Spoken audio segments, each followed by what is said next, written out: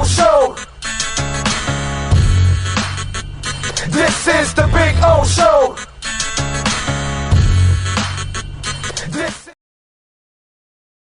There's no need to drive around South Florida wasting valuable time looking for a new or certified pre-owned Acura. Go to the #1 volume sales dealership in the Southeast United States. Craig Zinn's Acura of Pembroke Pines. Purchase with pace and space in a dealership tailored to your needs. From home buying to providing that personal touch. Contact the 2020 Satisfaction Award winner Craig Zinn's Acura of Pembroke Pines. 888-776-5123. That's 888-776-5123. Or visit them at 15601 Pines Boulevard in Pembroke Pines.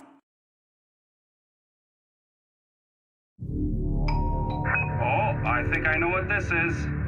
Houston, we have a package. Hello? No matter where you are, the Sloman Shield home security system guards your home. With next-gen perimeter protection, 24/7 monitoring, and interior motion sensing.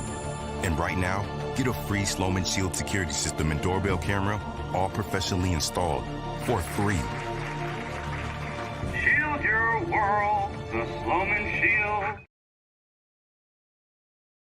Welton Rayom has more than 62 years of litigation experience handling insurance disputes. They're committed to resolving even the toughest insurance claims quickly. Call them for a free consultation. 954-966-4646.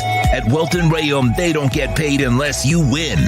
Property damage claims to your home, business, or condo as a result of a hurricane. Welton Rayom can help. Water, mold, fire, smoke damage, Welton Rayom can help. Call 954-966-4646.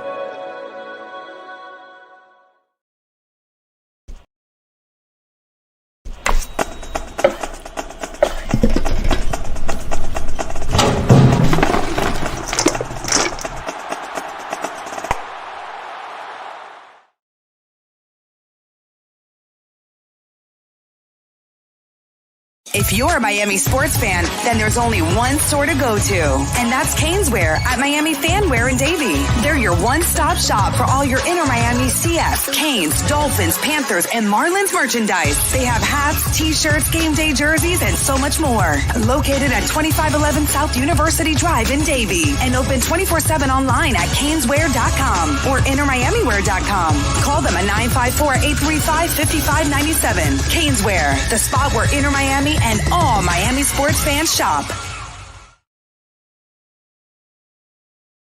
When you move, you need a reliable company led by passionate folks, eager to assist its customers during a transitional process that needs to be smooth. Call Essential Moving Experts at 844-368-5750 for all your local and long-distance moving needs. You can rely on Essential Moving Experts. Mention the Big O Show and get $150 off. Family owned and operated, they offer free 30-day storage, full-service moving, fully licensed, bonded, and insured. Moving was never so easy. EssentialMovingExperts.com.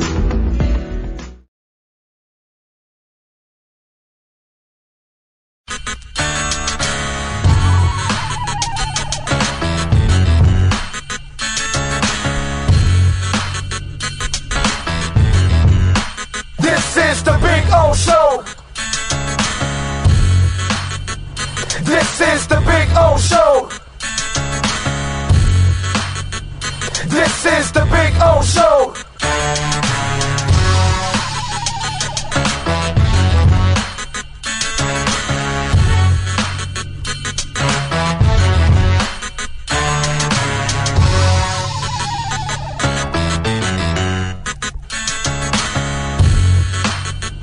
This is the Big O Show.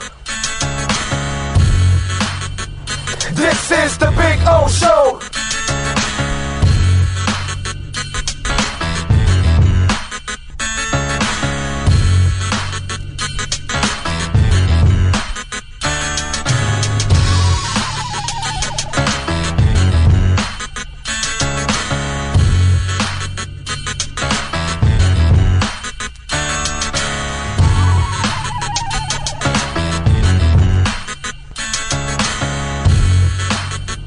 This is the Big O Show. This is the Big O Show.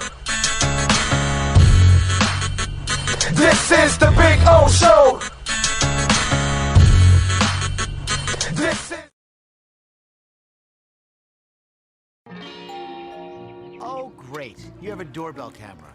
Now you have a front row seat to your house getting robbed. They're breaking into my house! Ooh, there goes the TV. I'm sure it'll turn up at the pawn shop. No, not the TV! Just because you can see them, that doesn't mean you can stop them. With Slogans, you get 24-hour monitoring, a free home security system, and professional installation. Plus, free doorbell camera, one that'll actually work for you. Get out of my house! Get out of the house! Call 1-800-ALARM-ME. For over 16 years, EJDConstruction.com has provided South Florida residents quality craftsmanship, accurate project management, and exceptional service. That's why EJDConstruction.com is an A-rated member of Angie's List and the Better Business Bureau. When you're looking for the right custom home builder for additions or home remodeling, please call my friend Eric at 305-433-4843. That's 305-433-4843 for EJDConstruction.com. Welcome to Red Light Therapy, a revolutionary technology perfected by NASA to aid in muscle strengthening and recovery. Red and infrared light has the capacity to penetrate deep into the cell's mitochondria, potentially leading to increased energy, faster recovery, and the optimal performance your body demands. Train, fight, recover.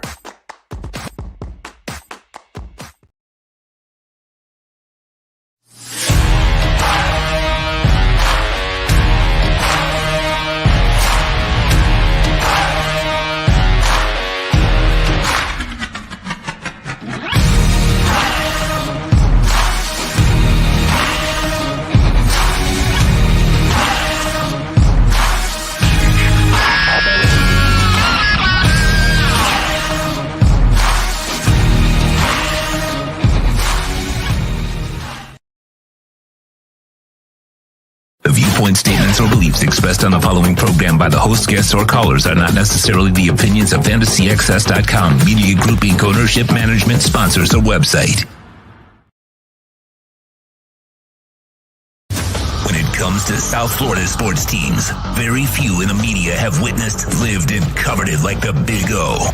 Let's start the program dedicated to your favorite South Florida teams with a passion that's unmatched. The Big O Radio Show is on. Here's the Big O. Afternoon, welcome aboard. We are coming to you live, baby, from Hialeah Racetrack. And today, just want to say I'm hurting, okay? I had a really, really long night after our 10-hour drive from Mobile. I guess I had some food that did not really relate with me very well on the road, and I'm hurting right now. I gotta say, this is probably a really stupid thing for me to do this show today, but I'm going to do it because I'm dedicated, and people are counting on us. All of you out there are counting on us to be every day here for you guys and produce the content, and obviously we got great sponsors and. So really, really bad night, man. I'm telling you, bad night. So stomach is not well. So just trying to get this out of my system here, and hopefully I'll be able to get it out over the weekend. We'll have Manny Navarro at 3:30. We'll have Alan Poupar at 4:30 here on the show. Got a bunch of things to talk about. We got the Kyrie Irving trade request already coming in. And I'm sure, Heat fans are entering some Heat fans will enter into Stupidville, and we'll get into that in a couple of minutes. Miami seals the deal, obviously, with Vic Fangio, 3-year deal, $4.5 million per year. Stephen Ross can write a check, man. He can write a check. I got to tell you, that is absolutely phenomenal. 3-year deal with a team option for the 4th year at $4.5 million per year. That's a lot of money, but you get yourself a hell of a defensive coordinator. It's a great move. And this is where Stephen Ross is at his best. When he's behind the scenes, when he's not giving any opinions on football, and he's just signing checks. and let the football people do the football things, and then tell him, "Sir, are you willing to go to this area?" And he says, "Yes, I am." And so he does it.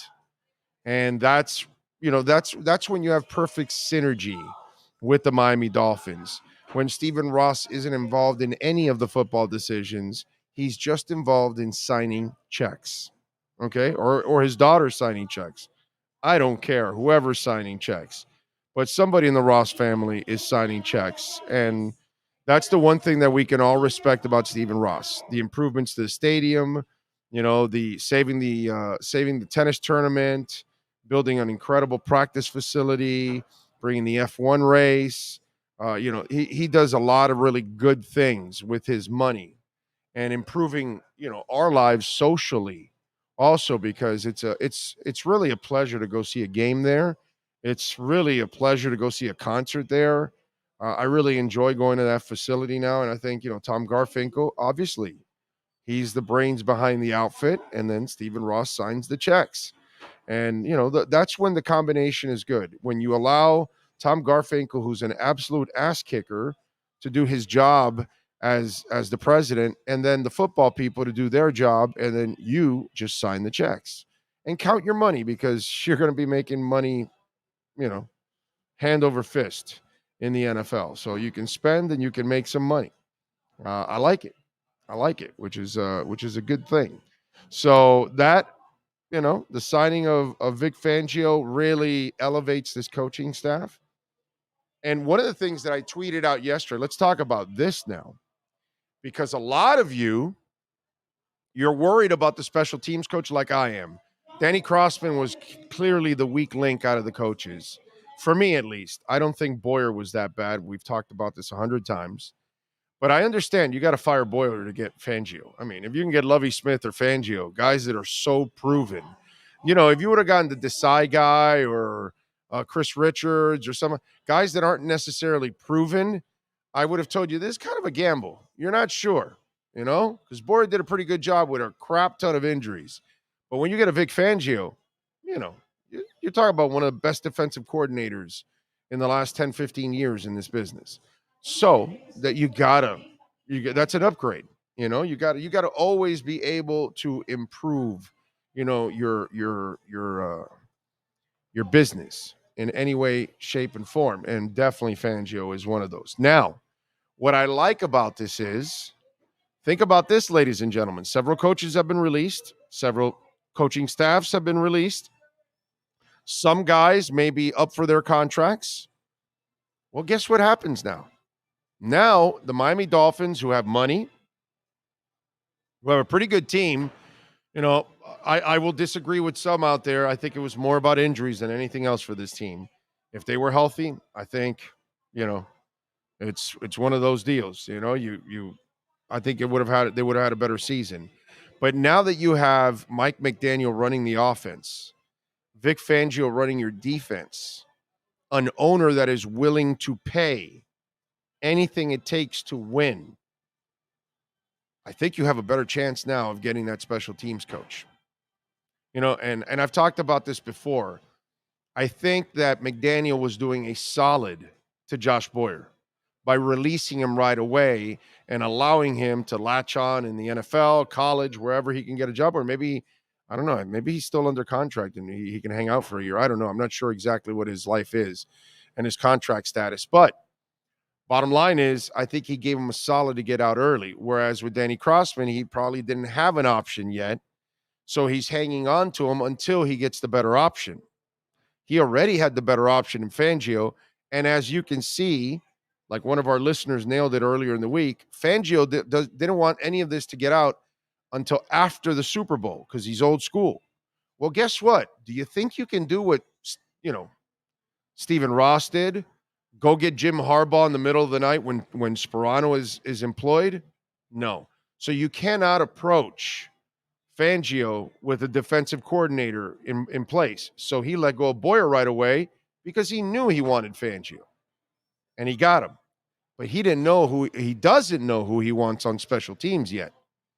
But now that you've got Fangio on board and you're paying him $4.5 million, if there's a pretty damn good special teams coach out there available, something tells me that that coach might be interested in coming to a no tax state with an owner that'll spend and do whatever you need. Plus, you're going to be part of a really good coaching staff because the offense and the defense are led by two pretty good guys. So indirectly, for those of you out there that were panicking so much, you can now kind of relax a little bit. I think this is good football, good football, what's it called? Operations. And I like how you set up the dominoes. You get Fangio, you get the really big fish, and now the special teams coach is going to go, yeah, no, I want to go there, dude. I want to go there. And I think that bodes well for the Miami Dolphins, which is really, really good.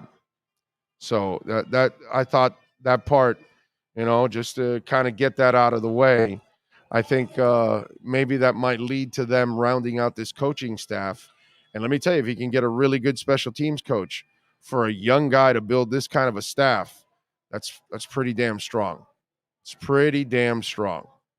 Got to give them a lot of props there for what they're doing. All right. Remember, you can always reach out to us on Twitter at Big O Show. If your business wants to be a part of our platform, you want to brand your business to lots of people, you want to get new clients locally, statewide, nationwide, even internationally, please reach out to our business line at 786-754-4664. That's 786-754-4664. By the way, Welt and Rayom, a proud sponsor of our program, and we love those guys, Jeff and Dan. And I know my wife also appreciates the hell out of these guys because they crushed Progressive. Progressive was trying to screw us over in repairing our home after some kids went through the wall. And these guys brought Progressive to their knees. And they do this all the time. In fact, I was talking to them about 2 months ago, and Dan was in the middle of closing a deal that had like 160 clients. So they were, it was like one of those class action lawsuits against, big corporation. And again, he brought them to the knees. And that's the one thing that you love about Jeff and Dan. Jeff Welt, Daniel Rayom, these guys are second to none. So if you live in South Florida, this is a South Florida sponsor. Dade, Broward, or Palm Beach counties, even Monroe County, they've got an office in Monroe County. So if you have any water damage, property damage, condo damage, criminal defense, commercial litigation, personal injury, bankruptcy, they can help you in all of those directions. 954-966-4646. And we saw it firsthand. And the last thing you do when you have any of these things happen to you, you don't call the insurance company first. You call Welton Rayom. They have their own adjusters, okay? And they will straighten out the adjusters that work for the insurance companies. That's really important because you think the insurance company has your back. They don't have your back. They don't care. So make sure you call Welton Rayom because they're going to protect you with their own adjusters because their adjusters are the ones that straightened out our house and said, no, Progressive. No, you're wrong. You're way off here. In fact, the guy that initially started the negotiations to litigation got fired because these guys put him to shame. And that's what happens. So these big insurance companies, they're out to get you, not out to help you. So call Welton Rayom, 954-966-4646, and tell them that Big O sent you. They will definitely take care of you, man. Good people. All right, what else do we have going on? We'll talk to Manny Navarro at the bottom of the hour. Offensive coordinator search. Looks like it's expanding. A lot of names on it. We'll get to that with Manny. Heat last night. They were favored, right? And what happened? Okay. Anyway, they lost 106-104. Tyler misses that final shot to tie the game. Or was it a 3? Would he have won? No, I think it was a 2 still, right? I think it was still a 2, I want to say. I'll let you know in about 45 seconds. I'm watching the replay highlights right now. I want to say replay of the game's on. I don't think it was from the 3-point line. I think it was just on the edge of it, obviously, but he missed, unfortunately. Strus hit a big shot and bam and all that. Strus played well. And Tyler, by the way, played well. Didn't shoot great overall, but did all right from three-point range, 4 of 10. Had 5 rebounds and 8 assists. The other thing, okay, you know how we've talked about how if the Heat's a dog, you can bet on them a lot of times because they'll keep it close and you win. A lot of times when they're favored, you cannot trust them as favorites, right? And again, last night. What was the other thing that I started to tell you that I was going to start looking at?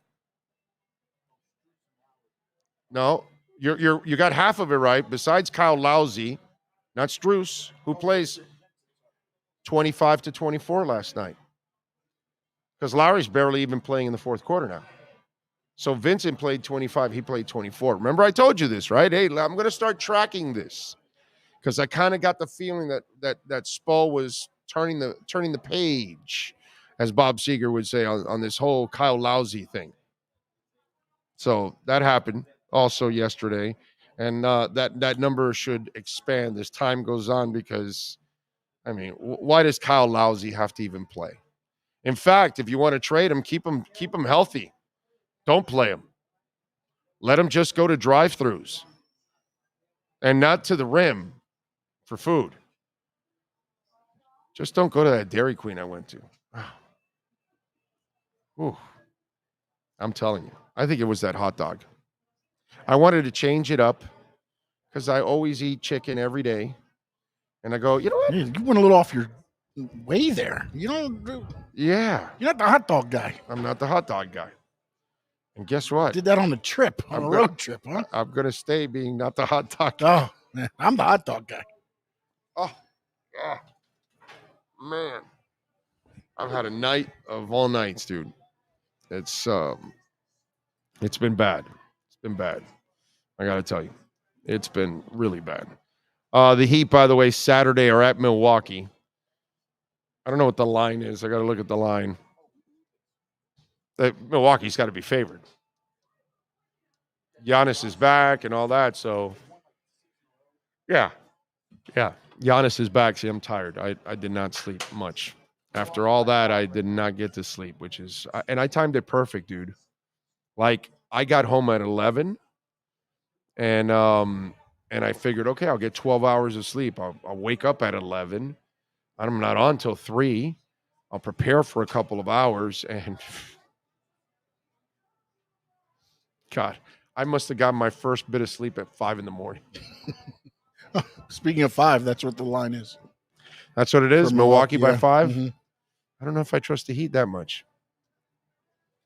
That's one I'll have to think about. I'll tweet it out on Saturday, what I'm going to do. But I've been winning with them the way I told you. You have no choice. It's who they are now. So Kyrie Irving has requested a trade. And for those of you out there that don't know about it, I'll what's that? Oh, yeah, exactly. I would imagine that some Heat fans are talking about this silliness. What's that? Do a hashtag Kyrie for Kyle? That would be awesome, right? Kyrie for Kyle? I don't know. What's left on Kyrie's contract? See, that... oh, God, no. Then no, I don't want to even put up with him another year. I wouldn't want that guy here at all. I think Kyrie Irving is a freaking loser. That's all. I just think he's a freaking loser. How do you like them apples? Okay. I think that guy's a cancer, a piece of crap. So to me, Kyrie Irving, that's not the answer for the Heat. And the only reason, it is his last year? He signed a 4-year deal in 2019. Okay, yeah, last year. So I think this might be the last year of that deal? Yeah, because if it's 19-20, 20-21, 21-22, 22-23. Okay. So, yeah, it looks like it was a 4-year, 100, unless there's been another, I haven't seen anything else. But No, I'm pretty sure he was close to $136.4 million deal. I wasn't sure if he had another year left. So he's done after this year, but I wouldn't want him here at all. I just don't. He's not built for this place. He's not built for discipline. He's not built for structure. You know what I mean? He's a complete goof. Oh, and by the way, let's not forget that the Heat owners are Jewish. Yeah, that might be an issue with Kyrie Irving. I don't even know if he's anti-Semitic. He might just have been freaking ignorant when he, promoted that movie. Probably didn't even watch it. Like half of America, like half of you idiots watching right now, you just read the headline, but you don't bother to read the article. You know what I'm talking about? And then you just go off. And same thing Kyrie did. Probably a lot of you do the same crap. You read the headline, and then the headline really is not what the article is all about. The headline was a teaser to get you to read the article. But a lot of you are so lazy that you really don't find out the facts about things. So I can see that. But he did retweet Alex Jones, and there's no excuse there. You know what I'm saying? But I just think Kyrie just goes to his own drum, and he's such a flake that I don't think I would want anything to do. I think Jimmy Butler would end up kicking his ass. That's pretty much, yeah. Like Bam is a lunch pail, work hard dude. Gabe Vincent's a work hard dude. All these guys. UD, oh my God. Can you imagine UD having to tolerate Kyrie Irving every day in the locker room? I don't know. We'd have to restrain UD. I can't see that guy. I don't want him here at all. And by the way, that would require you to go over the cap and pay a luxury tax. We don't want to do that. No, we don't want to do that here. It's funny how Stephen Ross will spend money like it's going out of style because he's a billionaire. And meanwhile, with the Miami Heat, the ownership group is frugal. And you got a great front office, but you put them in limitations. So what can I tell you? Yeah, Josh, I'm not into that take a chance crap and all that. Again, I don't think like fans. That's why you're fanatical, because you don't think logically. That's the problem with fans. You're fanatical. And because you're fanatical, you lose objectivity. And that's the problem. Oh, Kyrie's the Dairy Queen hot dog of the NBA. Yeah, that's a good one right there. That's a very good and disgusting reminder of yesterday. Maybe the Heat culture can fix him. Get out of here, bro. I mean, Josh, seriously, please tweet back. Tell me that you're not that freaking stupid. Please tell me that, Josh Hart. Please answer that you really don't believe that maybe the Heat culture can fix Kyrie Irving. Please tell me that was a joke. That you really are not serious about that. As much as we can use the talent, and Lord knows we most definitely need it, but I want no part of Kyrie. He can stay in Brooklyn for all I care. Yep. Or go to LeBron. And that's it. Maybe the LeBron thing, they've got Russell Westbrook, so it's expiring contract for expiring contract, and they can just unload and move on. And Durant played with Westbrook, didn't like playing with Westbrook. He played with Westbrook. I was going to say, it's be reunions all over, right? Because Kyrie back with LeBron, Westbrook back with KD. It's the whole. And you know what? I think if there's one place where he might know his place is with LeBron. Because with LeBron, he won a championship. With LeBron, he can facilitate and help the kids shoot because obviously Kyrie's lights out. The player is not argued. Okay, Kyrie has the best handles in the NBA. He can shoot lights out, but there's a level of maturity and professionalism that you want to deal with, and he has none of that. So, that's my problem with that guy. So, it just, plus the Heat are, I hate to say it, but we're going to have to kind of label it kind of cheap. Cheap billionaire is not a good look. No, we can't play with a 15th guy. No, let's keep UD. I can't understand that stuff. I really don't. In case you're still wondering, Tyler Hero, that would have been a 3 for the victory. Oh, it would have been a 3? Yes, I just Nice. watched the replay. Okay. I wasn't sure when I saw it last night. Was that a 3 or not? When I was rethinking about it. I've had other things on my mind. Kevin Beal, thank you for the love on the super chat, sir. We're super hurting, so we need a super chat. Some random questions. Whatever happened to Cordrea Tankersley? Drafted him in the 3rd round a few years back. LOL. And Walt Aikens. I love that guy. Well, Walt Aikens was a good special teamer. Cordrea was just a bust. That's all. Just one of those guys that doesn't work out. Oh, we had another super chat. My bad. I'm sorry. Knight, thank you, sir, for the super chat. And some super hurting. Any worry Mike pulls a Gase in year 2? I don't think so. The impressive part about Mike McDaniel is look how good that offense was. So it wasn't something that was dependent on just a running back, basically. Okay, because that's basically what it was. A very short passing game with Jay Ajayi tearing it up for 1,100 yards. That's kind of what it was. And you could barely score points. Remember, you would score enough just to kind of win. You know what I'm saying? What's up, baby? Good to see you. But the difference is with McDaniel, you can score a lot of points. It's the kind of offense that fits in today's NFL. High-powered. He's got a great mind. His play design is my favorite as a coach here in forever. I have to go back to like Norv Turner or something under Wanstead. I love the play design. It is top-notch. And I just think McDaniel, this is why I can be critical of him and say I love the crap out of him because I think guys played hard for him. I think he's got a great offensive mind. I think he handles the media very well overall. The only thing he needs to tweak is his game day decisions. And that's maybe from experience.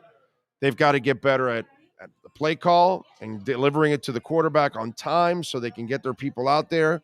That's something that you can work throughout the offseason and sharpen that up.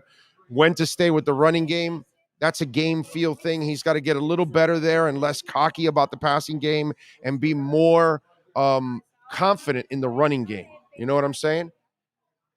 So for me, I just think that there's a lot of intelligence back there. And I count on Mike McDaniel to use that intelligence to get better.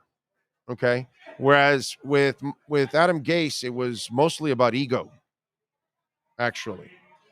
And, this is a guy that came in and put up some record numbers with his offense. I really like this guy. I think he can be even better this year. He just has to tweak his game day decisions. His game day decisions were dog shit. That part he's got to improve. He was an A+ everywhere else except on game day. And that's important. Don't get me wrong, but it's not the end of the world. And I'm all right with that. For a first-year coach, I can live with it. What are you going to say? It's not end of the world as long as he fixes it. Right. Exactly. Right. Amen. You are correct. Big O, am I stupid for worrying about McDaniel pulling a gate? Oh, no, yeah, no, you're not. No, you're not. Glad you digged up that 90s playlist.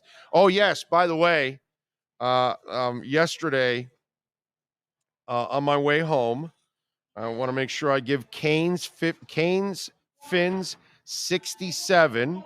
He has it here as Dude 67, but it's it's actually Dude 6712 on Twitter. So he was, this is something that it reminds me of me getting to the bar where Doug and Victoria are at, and they go, okay, they asked me, you want a beer? I said, no, I'd like some water. And they hand me one of these. And as you all know, this is my drink of choice right here. This is my ultimate drug right here. I go through a couple of these every single day. And so this gentleman, and I don't know your name, but thank you. He sends me a playlist on Spotify, and I drove that thing all the way home. Okay, and even on the back end when I was feeling really, really bad, that's why you stopped getting texts from me. I was feeling so bad, but you know, it had Smashing Pumpkins to Tonic to, oh God, let me see. Now I'm gonna start brain farting all over the place. Oh God, I listened to so much music yesterday. How did I forget? Toad Sprocket.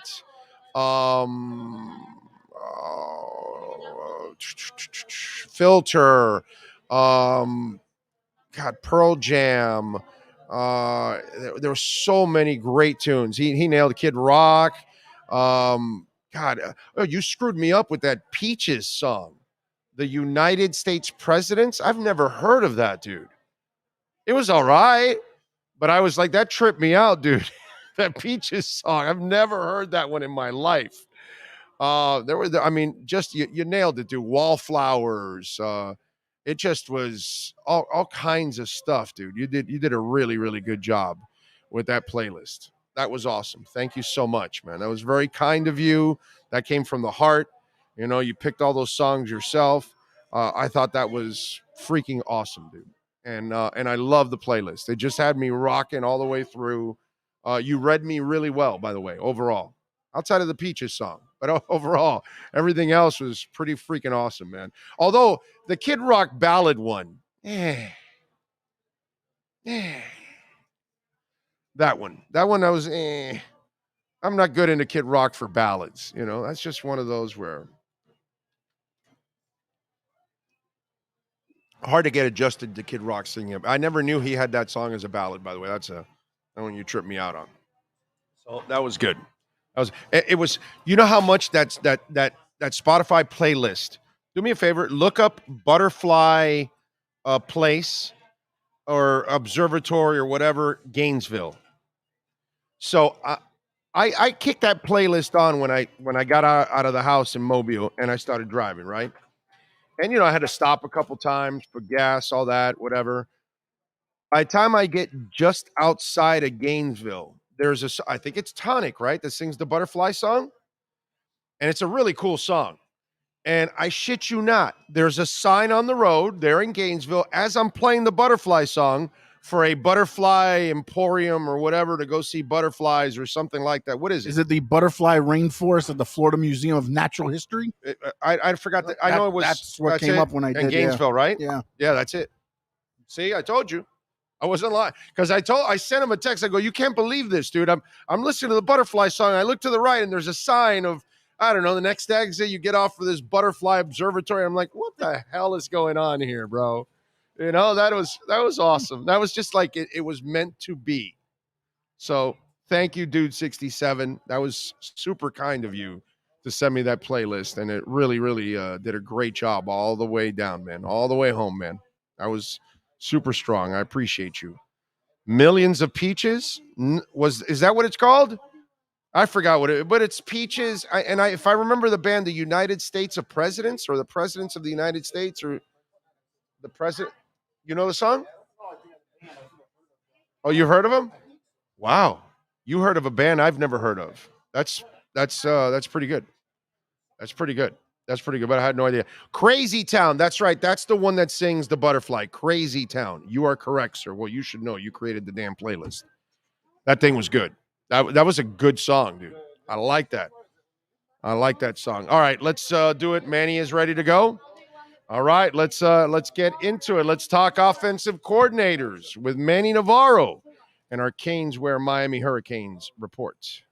If you're a Miami sports fan, then there's only one store to go to, and that's Caneswear at Miami Fanwear in Davie. They're your one-stop shop for all your inner Miami CF, Canes, Dolphins, Panthers, and Marlins merchandise. They have hats, t-shirts, game day jerseys, and so much more. Located at 2511 South University Drive in Davie, and open 24/7 online at caneswear.com or innermiamiwear.com. Call them at 954-835-5597. Caneswear, the spot where inner Miami and all Miami sports fans shop. viewpoint statements or beliefs expressed on the following program by the host, guests, or callers are not necessarily the opinions of FantasyAccess.com, Media Group Inc. ownership, management, sponsors, or website. Time for Canes fans to get what they want. Information, insight, and perspective. It's the Canes Wear Miami Hurricanes Report with Manny Navarro. Exclusively on the Big O Radio Show. Here's Big O and insider Manny Navarro. Rod, there he is, the man, the myth, the legend. That is Manny Navarro. How you feeling, baby? You feeling good? Feeling great. Oh, how are you? Well, I was excellent until I had that hot dog and Dairy Queen yesterday on the drive back. Oof, that's always risky to have a hot dog at Dairy Queen. Yeah, I should have known better. I just wanted to change it up because I always eat a lot of chicken or fish because I've got gout, so I really can't eat meat all the time. Right. And I go, oh, you know what? I'll have a hot dog, And bro, I've had the longest night of my life. I don't even know how I'm doing the show right now. Oof. I'm as dehydrated as it gets right now. You are a warrior. Look, put it this way: you have to get out of bed because your body is so cramped up. Oh, yeah, it's not a pleasant experience. Cramp, calf, it's like, and then you turn one way and then the other leg gets cramped up, and you're like, what the, And it was just so dehydrated from my body. Just, I made the bitch from The Exorcist look like she ain't got nothing on me, dude. Okay. Wow. All right. Rough night in the Alzagari home. Oh my God. And Manny, this is coming from the guy that eats glazed donuts. That's all he gets, glazed donuts. But yet he'll stop and get a hot dog on the trap. I wanted to change it up, man. What an idiot I am. In Dairy Queen, please cook your dogs, bro, or something. My God, it looked normal. Yeah. You know what I mean? But that there's a reason why you want the one that's been on the spinner for 8 hours, because it's cooked at least. Might be overcooked, but at least it's cooked. This one, it looked good, but maybe it wasn't all the way done there, So, yeah, Dairy Queen, wow. Yeah, not my choice for hot dogs. No, stick to ice cream. Yeah, that's about it. Stick to hot dogs. Stick to ice cream there at Dairy Queen. All right, so the offensive coordinator job, we're hearing all kinds of names. Doug Nussmeier, Scott Frost. Does he carry around a picture of Lawrence Phillips? I'm sorry. Dan Mullen, Marcus Arroyo, Jeff Scott, James Coley, which you've mentioned a couple of times. What can you tell us?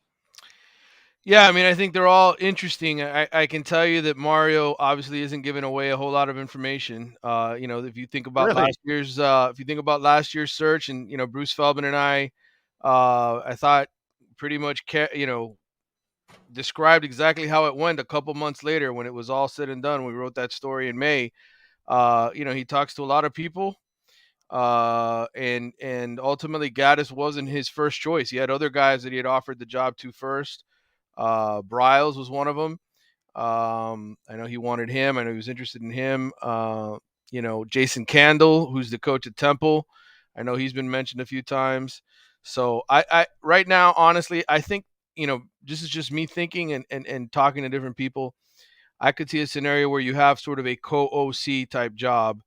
Running coordinator and a passing coordinator. Right, where maybe you have two guys, and that might allow you to get somebody like a James, Coley, who can come in and really, I think, help you on the recruiting front with receivers. If you think about Miami's receiver recruiting the last few years and the amount of guys that have left town that have been elite wide receivers that go to Ohio State or go to Alabama or Georgia. Brian Hartline, yes. Right, all those kind of guys. I think that's why I think bringing in James Coley as part of a combination probably makes the most sense. Another name that I kind of threw out there yesterday that I think makes sense for the same reason Nussmeier does is T. Martin. T. Martin's the former coordinator there at not at Alabama, but at Tennessee.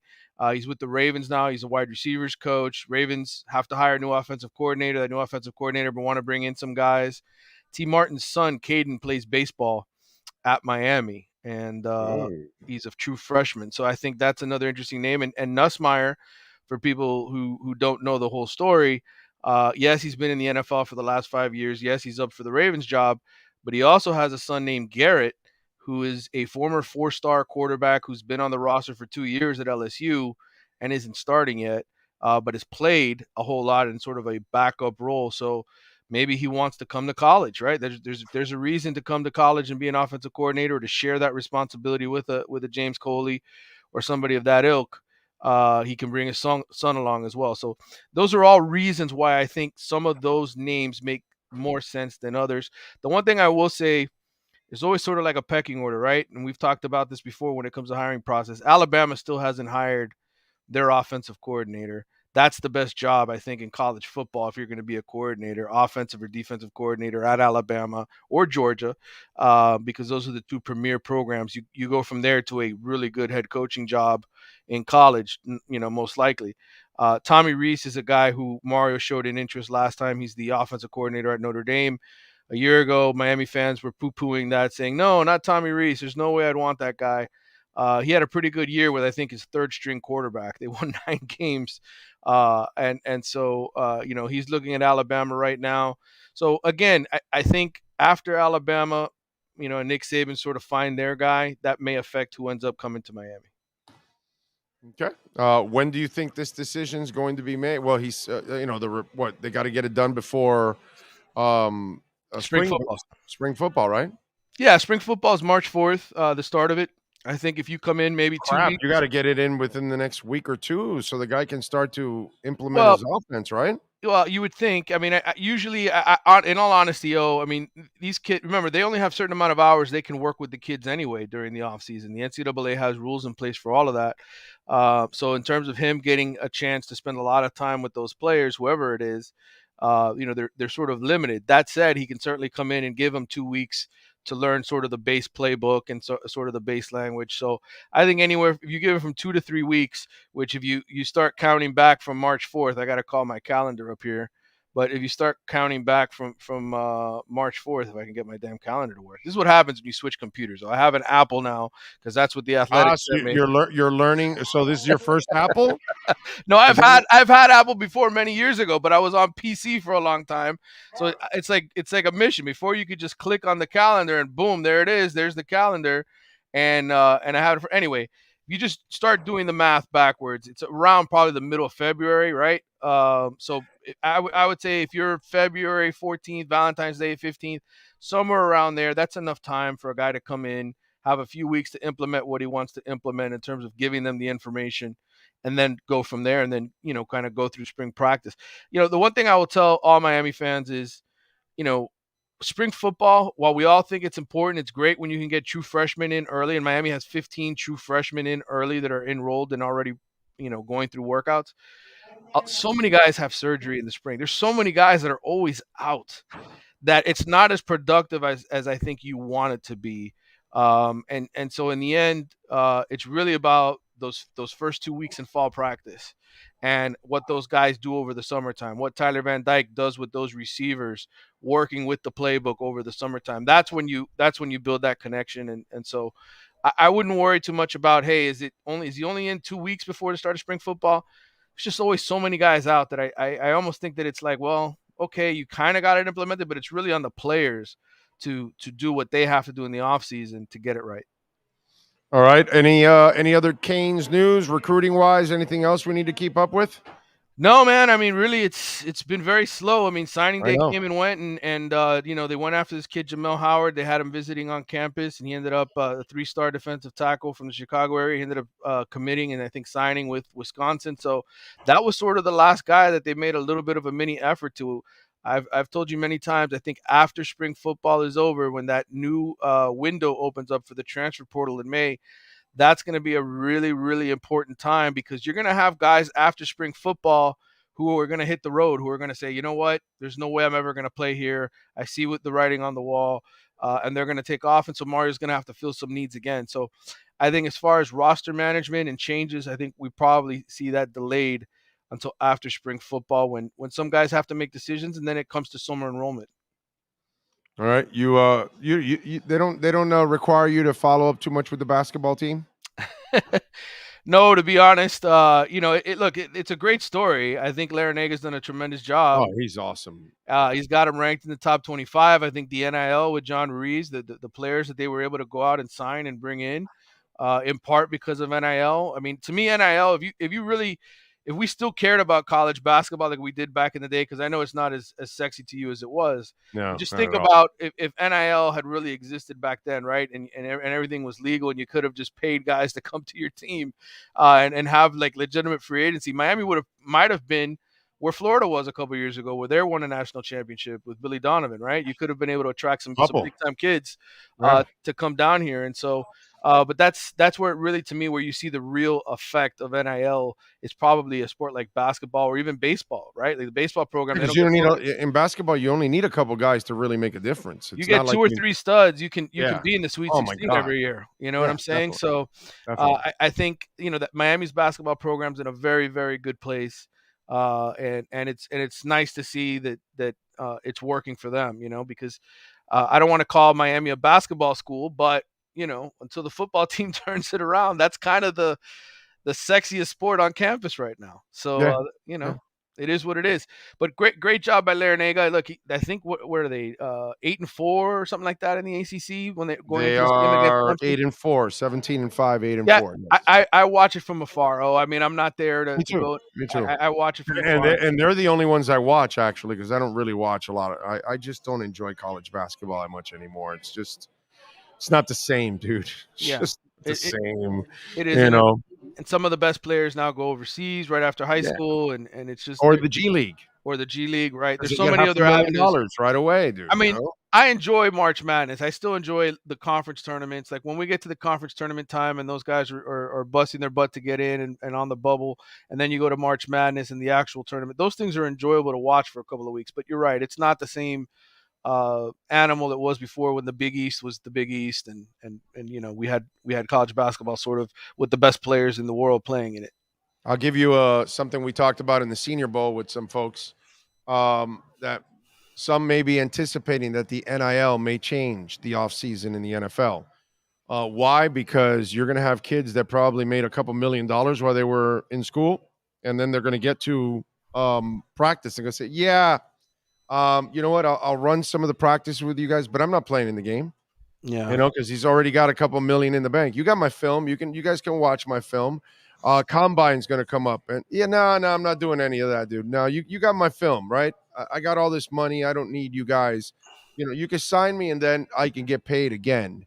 I think the NIL deals for some, because some of the agents are telling me also that it's not as lucrative as you think. It's not at all. It's not a lot of players that are actually getting the NIL money. So that's what the agents were telling me over in the Senior Bowl, because I asked them, hey, what are you doing with NIL? And one of them was like, yeah, I started and I got out because it's really not that they're not lucrative enough. Right. Yeah. It's not lucrative enough, and you're not getting that many kids. And then you've got to deal with all the other things, which are the parents and the not the booster, but what is that person called that is like an agent to them? To somebody, the street agent, right? The guy who's whatever, yeah, the coach, the high school coach, or the 7-on-7 coach, or whatever we call them these days. Look, there's a lot of people sticking their hand out who want a piece of the pie, right? There's no question. Right. But I agree with you. I mean, look, I've done a lot of national reporting now. I've gone and I'm sort of more connected to the college football world in a broader sense than just plugged into Miami. So I am aware of what other NIL collectives and other groups are doing and how much money they're spending. Miami has one of the best ones in college football. I would say Texas, Miami, Florida, up until this fiasco where they tried to sign a guy to $13 million. They had some pretty good deals going. Florida State's collective has actually gotten better. Louisville's is one of the better ones. And I'm gathering this information from talking to the agents that are actually involved in NIL, right? The ones who do give a damn.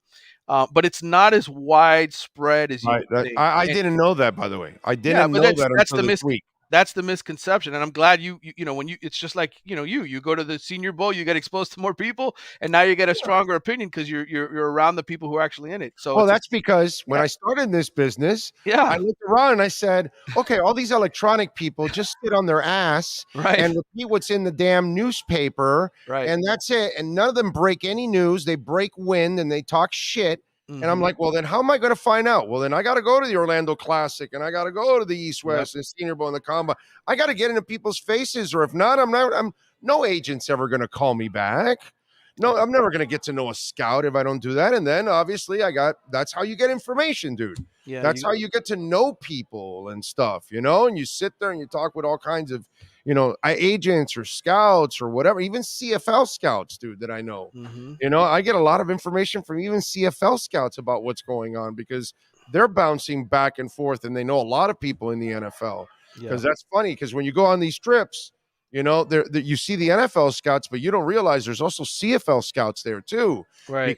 because the fringe players are the ones that are going to end up in Canada, and they're there. Even in the Senior Bowl, there's going to be a couple guys that are going to end up in the Canadian League because not all of them are going to get drafted. Right. So Right. it's yeah, man, it's the only way because, dude, what information do electronic people ever break? Pretty much. You're right. Listen, I've done this I'm going on 26 years now, and been around it all, from Major League Baseball, NBA, college football, NFL, and you're right. It's just I've people. been I've been one of the very few electronic people that actually get insight and get You're real. you're 1,000% accurate. I agree with you. And look, going to the Senior Bowl every single year. That's why I started going to the college football coaching convention this year. I go to all these 7-on-7s. I'm around the NIL guys and the high You school have to kids, be. and you have to be around to have an ear open. And NIL is great for a lot of these kids that aren't going to really make NFL money. De'Ara King, NIL was the greatest thing for De'Ara King because he wasn't going to go to the NFL and make a boatload of money. Amen. He'd be very lucky to play in the Canadian Football League only because of his size, not because of his talent or his ability. Because I think but if a team investing and giving him that opportunity is a risk, right? So I just think for a lot of those kind of guys, this is really good. And I will tell you from talking to John Ruiz earlier this week, I mean, there are more people helping him out now. There is a Canes Connection group that has some big names in South Florida involved, people who are sort of, using John Ruiz's system. They're giving him the money and saying, hey, use this in NIL, though they can advertise for Canes Connection or different little groups that we want. And so between 12 to $13 million now, according to Ruiz, they've spent on I know he's NIL. polarizing, and some people like him, and some people dislike him, or whatever. But listen, man, I commend him because he's giving all kinds of athletes Mm-hmm. an opportunity to learn about life. And what I mean by it is, it's a strange thing because you'll see somebody graduate from college and they don't know how to write a check. Right. They can't read their payroll stub. They have no idea what the different taxes stand for and what's going on. They've never filed for taxes. They've never Right. paid taxes. They don't know what responsibility like that is. And I think that that's the important part. And what I like is he's giving money not just to football players and basketball players. No, dude, there's track athletes, there's lady basketball players, there's tennis players. And then he's doing it at FIU, FAU, Florida State, Florida. So he's spreading the love around Well, to different schools too. he just hired actually one of the Hurricane former athletes, Morgan Pankow. I think was Tyler Van Dyke's girlfriend. I think he just hired her to work in his firm there because she graduated from UM. And so, there's kids that are getting job opportunities because of him. And so in the long run, that's why Miami's able to get a Javian Cohen, who's a 2-year starter at Alabama, to come in at left guard because you have people that are helping them get the kind of stuff that they need, that they want in life, to help them in the long run. And that's why He's doing a lot of good, man. I he don't care is. what anybody says. He's bettering the lives of a lot of young people and helping them set a foundation Mhm. for their futures too, educationally or fiscally. You know what I mean? But that's to me that's the kind of stuff that's priceless. And as polarizing as he is, I wish people would put aside that and just look at the common good that he's doing for a lot of those young people. Well, I think he kind of enjoys the attention a little bit too. The social media attention from the haters. You know, he goes after him, bro. He did tell me this week. He said, my dad always told me whether they're speaking good of you or bad of you, if they're speaking about you, that's a good thing, and that's his return on investment. That's the way he views it. You know, the more people talking about him, the better. That's true. So very old school mentality in terms of that regard, but he likes it. He loves being in the middle of it. So and we'll see about. He's a total bulldog. So yeah, he loves it. And we'll see about this stadium if it ever ends up happening at Tropical Park. But he's going to unveil some plans at the spring game on April 14th at DRV Pink Stadium when Miami has that. So we'll see what those plans are. But you know, that's it. That's all I got for you, bro. That's my Canes week. I'm so sort of tied into other things right now with SEC, Big Ten. I'm like working all these other stories for the Athletic, but for Canes, I got my eye on the OC. We'll see where it goes. I think. You know, maybe this weekend Mario speeds up the process. It's kind of the way it happened with Gaddis, to be honest. Gaddis came in, did his interview within 24 hours. It was over and done with. So maybe there's lightning in the bottle there where Mario settles on a guy. But my gut tells me, you say, Manny, what's going to happen? I think there's a co-OC sort of sharing of the duties. That happens a lot in college football. So that's not something anybody should. I don't like it in the NFL. Mm-hmm. But in college football, I'm fine with it because it's actually been successful several times on different programs. So I really wouldn't be too concerned if you're a Canes fan out there. All right, what do you got working on the Athletic so folks can check you out? Yeah, we're gonna have a story on junior colleges. Remember how many junior college players used to come out of the NFL and go on to the NFL? Cam Newton's one of them. Aaron Rodgers is another guy. Alvin Kamara was a JUCO guy. A lot fewer JUCO players these days are signing with Power 5 programs, and a lot of that has to do with the transfer portal. So we'll have a story on that early next week about the way junior colleges and recruiting has sort of changed because of the transfer portal. We'll have some roundtable discussions on recruiting for the ACC, the Big Ten, and the SEC that I'll be a part of as well. Some features on 2024 recruits. There's a lot of stuff going on in the Athletic. A lot of good stuff to read. There's a great article, if I could tease it real quick, from Max Olson, who's one of our national writers. I don't know if you saw the headline or not. Yeah, but he's a good writer, by the way. He does a good job. Max is very good, but the stat that blew me away, and I tweeted this out, from 2017 to 2020, the top 50 quarterbacks in each class. If you just average out how many of them enter the transfer portal, it's 75% of the top 50 high school quarterbacks in the 2017 to 20 class have transferred at least once. So we make a big deal about recruiting a quarterback. Right. The reality is it's changed. It's can you land the quarterback? Can you be the second school? Can you be the second school to get them, or can you be the first school to just get them and have them stay? That's the challenge. So, you know, we talk about recruiting a ton. I think the one thing you can learn from reading stories at The Athletic are little notes and facts like that, because we really do study the sport and trends and things of that nature. All right, good stuff there. Follow him on Twitter at Manny_Navarro. Manny, as always, appreciate you, man. Have a great weekend. All right, brother. Take care. Thank you, sir.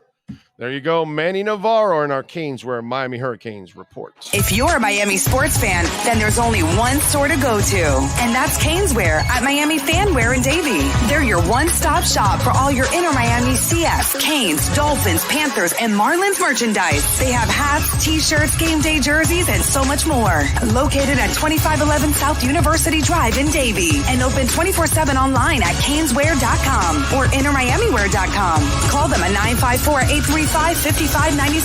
Caneswear, the spot where Inner Miami and all Miami sports fans shop. On this show, we always want to give some love to the people that are making an amazing difference. And we got to, talk about one guy named Bam Adebayo. Let's talk about our Cutter's Edge Pro MVP of the night. Who's last night's MVP? For your complete landscape solutions anywhere in South Florida, there's only one MVP. CuttersEdgePro.com. Here's our CuttersEdgePro.com MVP of the night. The Heat lost last night, as you all know, that Tyler missed the last shot. But one of the things that I am so impressed with and proud of the young man is Bam Adebayo. And, while others were calling him a franchise player and a superstar last year, I went against that. To me, he wasn't that person because he could not impose his will offensively. And I said it, that in today's game, it's not good enough to be what you're doing and be a franchise player. The only way you're a franchise player in this league is if you can score and impose it on people. So when you get the ball, they can't stop you. And Bam Adebayo last night with 32 points, 9 rebounds, 3 assists, 2 steals, and a block. And this has been, there was that talk about, well, I got to get 18 shots up a game and all that. Well, he's doing it, man. Night in and night out, he is imposing his offensive will on teams on a consistent basis. He has grown into a franchise player, and he's growing into being a superstar. And he got the All-Star nod. I know Jimmy didn't, and Jimmy deserves to get the All-Star nod. I don't know if it's because he missed a bunch of games, but isn't Fat Boy in the All-Star game? So Fat Boy's in the All-Star game, and he's not. So that's kind of weird, and Fat Boy misses a lot of games. Did they put Anthony Davis in the All-Star game too? Because he missed a lot of games. I have to double-check that, but he was voted in. Yeah, Zion? Yeah. I know. So. I know. But listen, I have no problem Jimmy being out because of all the games he's missed. But Zion should miss too. You know what I mean? It's just kind of tit for tat, What's good for the goose is good. What's good for the geese is good for the gander or whatever, right? Is that how it goes? So, that part. But Bam Adebayo voted in, and he's getting that respect because people see what I said he needed to be. And he's done it this year. He said, F it, I'm finally crossing that threshold. And last night, it wasn't his fault that they lost. That's for damn sure. Bam Adebayo, all right, is our Cutter's Edge Pro MVP of the night.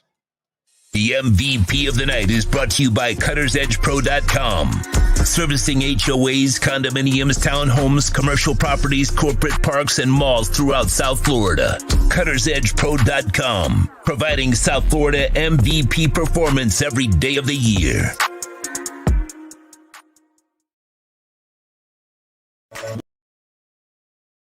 Welton Rayom has more than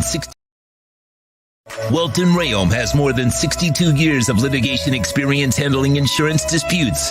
They're committed to resolving even the toughest insurance claims quickly. Call them for a free consultation. 954-966-4646. At Welton Rayom, they don't get paid unless you win. Property damage claims to your home, business, or condo as a result of a hurricane. Welton Rayom can help. Water, mold, fire, smoke damage, Welton Rayom can help. Call 954-966-4646.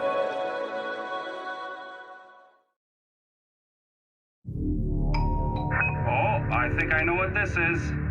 Houston, we have a package. Hello? No matter where you are, the Sloman Shield home security system guards your home. With next-gen perimeter protection, 24/7 monitoring, and interior motion sensing. And right now, get a free Sloman Shield security system and doorbell camera, all professionally installed, for free. Shield your world, the Sloman Shield. When you move, you need a reliable company led by passionate folks, eager to assist its customers during a transitional process that needs to be smooth. Call Essential Moving Experts at 844-368-5750 for all your local and long-distance moving needs.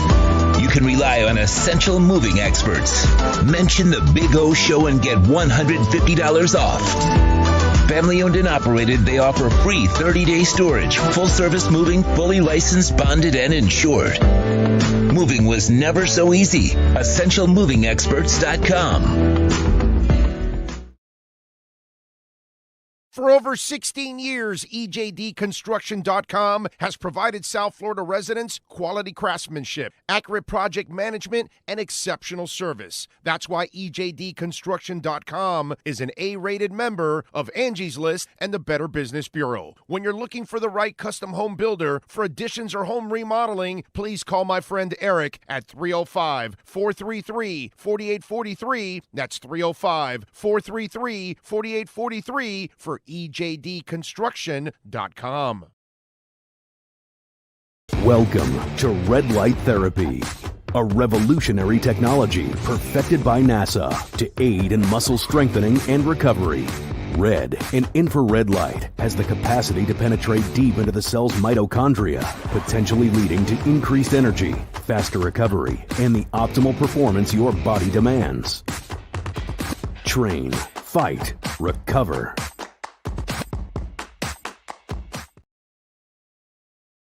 There's no need to drive around South Florida wasting valuable time looking for a new or certified pre-owned Acura. Go to the #1 volume sales dealership in the Southeast United States. Craig Zinn's Acura of Pembroke Pines. Purchase with pace and space in a dealership tailored to your needs. From home buying to providing that personal touch. Contact the 2020 Satisfaction Award winner Craig Zinn's Acura of Pembroke Pines. 888-776-5123. That's 888-776-5123. Or visit them at 15601 Pines Boulevard in Pembroke Pines.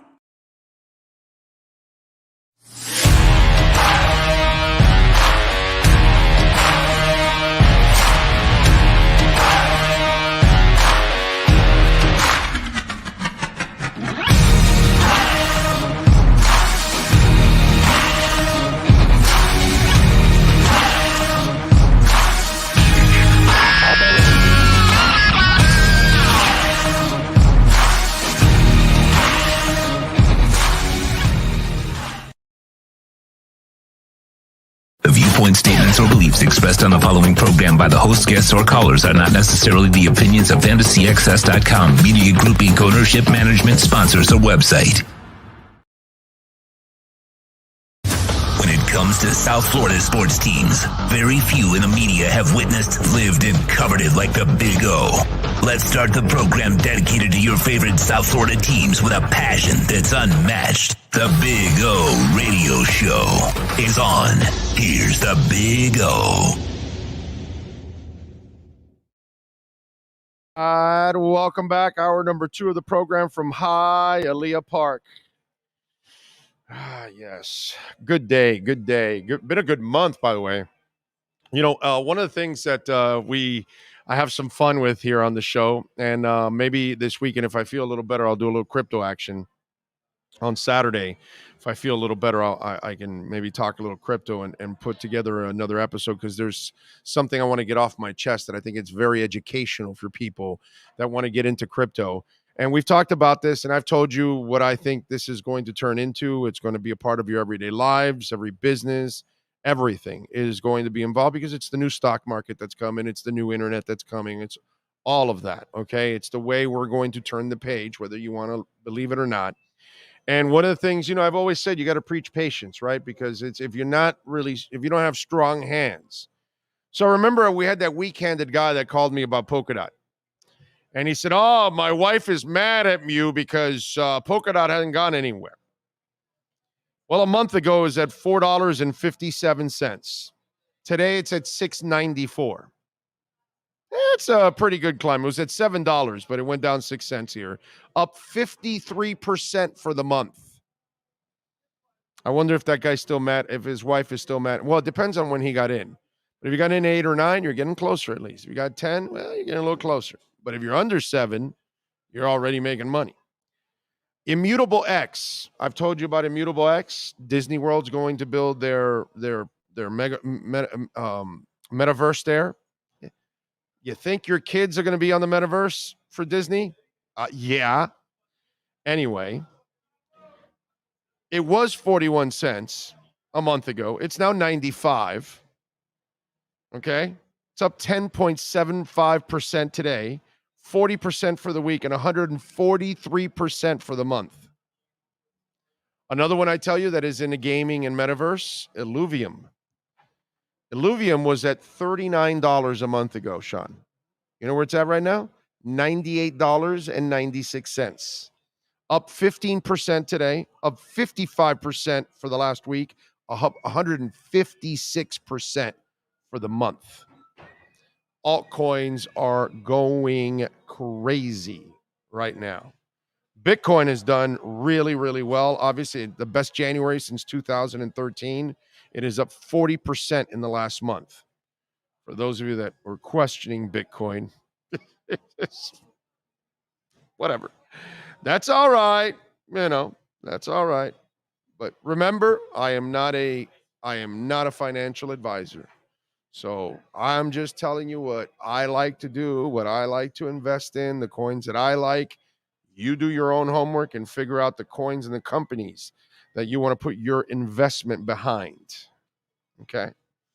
But just, a little taste of what's been going on in crypto in the last month. And Poly is holding strong, and it's moved really, really well right now. Polygon, I've got a nice bag of Polygon. They are at $1.22. They are up 56% in the last month. A month ago, you could have gotten Polygon at 78 cents. Now it's $1.22. And it's deflationary. So they're actually, unlike the U.S. government that keeps printing money, Polygon actually eliminates money. They burn money. So it's less money available and more value grows with the lesser coins that are available. Ethereum has that too.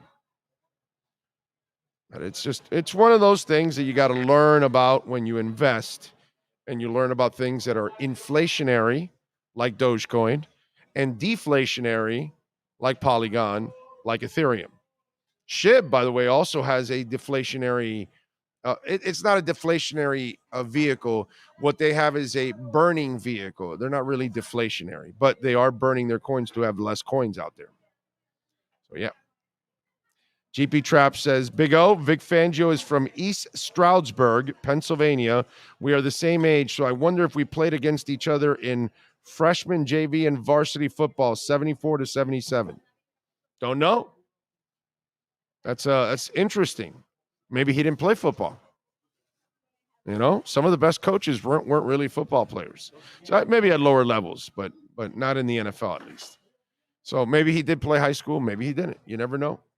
Walt Dog is a XRP honk. We'll see about XRP. I don't know. There are companies that are trying to compete against XRP. The U.S. banks have not stepped up and said that they're using XRP yet. And the good thing is they're going to win this lawsuit, and then we should see some kind of a pump. What's strange with XRP is that we haven't seen a pump this month, actually, at all. And on top of all of that, the weird part is when we all know that they're winning, they're pretty much winning the case with, what is it, Library, I think is the name of that company that just won a case against the SEC. So it's weird because XRP is only up 18% in the month. It was like 33% at the beginning of the month, and right now it's at 40 cents. Right? Let me see. Yeah, 41 cents. So it hasn't gone up a ton, and you would figure it would go up some, but it just hasn't. It's down 0.75 points in the last day. In the last week, XRP is 0.06% negative. It's not even in the positive. In the last week, last day, for the month, yes, but it hasn't really moved a lot, and that's weird. It's really weird. You would figure that it would have moved more. I didn't invest in XRP because I'm not investing in something that's also involved in a lawsuit. So I just kind of stayed away from it, And listen, we're all rooting for them. They got to win. It's important that they win for the rest of the industry because the SEC and Gary Densler knows that, their days are numbered. So that clown is trying to ruin everything. And by the way, they're just trying to set Americans back. Because like I told you, no matter if they're Democrats or Republicans, they don't care about you. Okay? Although I will say I got to give the Republicans a little love because there are some Republicans that are really pro-Bitcoin. And I like that at least. Some of them actually really get it. You know what I'm saying? I haven't seen much on the Democratic side for that. Okay. Not that I care about either one, but I will at least give some of the Republicans some of them get it actually.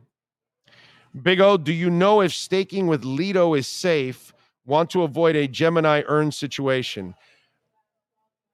Unless you got a cold storage wallet I would not stake in a regular exchange if you haven't learned your lesson yet. An idea for you, okay? Not about Lido, because I don't think they have staking for Lido, but Exodus, which is like a warm wallet, and they give you the 12 words. So they can't touch your crypto. You have a control. You can go open your 12 words up in another place and your crypto pop up right away. So you can take it anywhere with you. Okay. But you can actually team up Exodus with your Trezor T wallet. And on Exodus, I don't know if they have staking for Lido. I don't carry Lido myself, so I don't know, but they do have staking. Like I get 8% for Algorand, I get 22% for Cosmos, I get 4.91% for Cardano, I get 1% or just a little under 1% now for VeChain, things like that. So they have other coins that you can stake, but I don't know if Lido is one of them.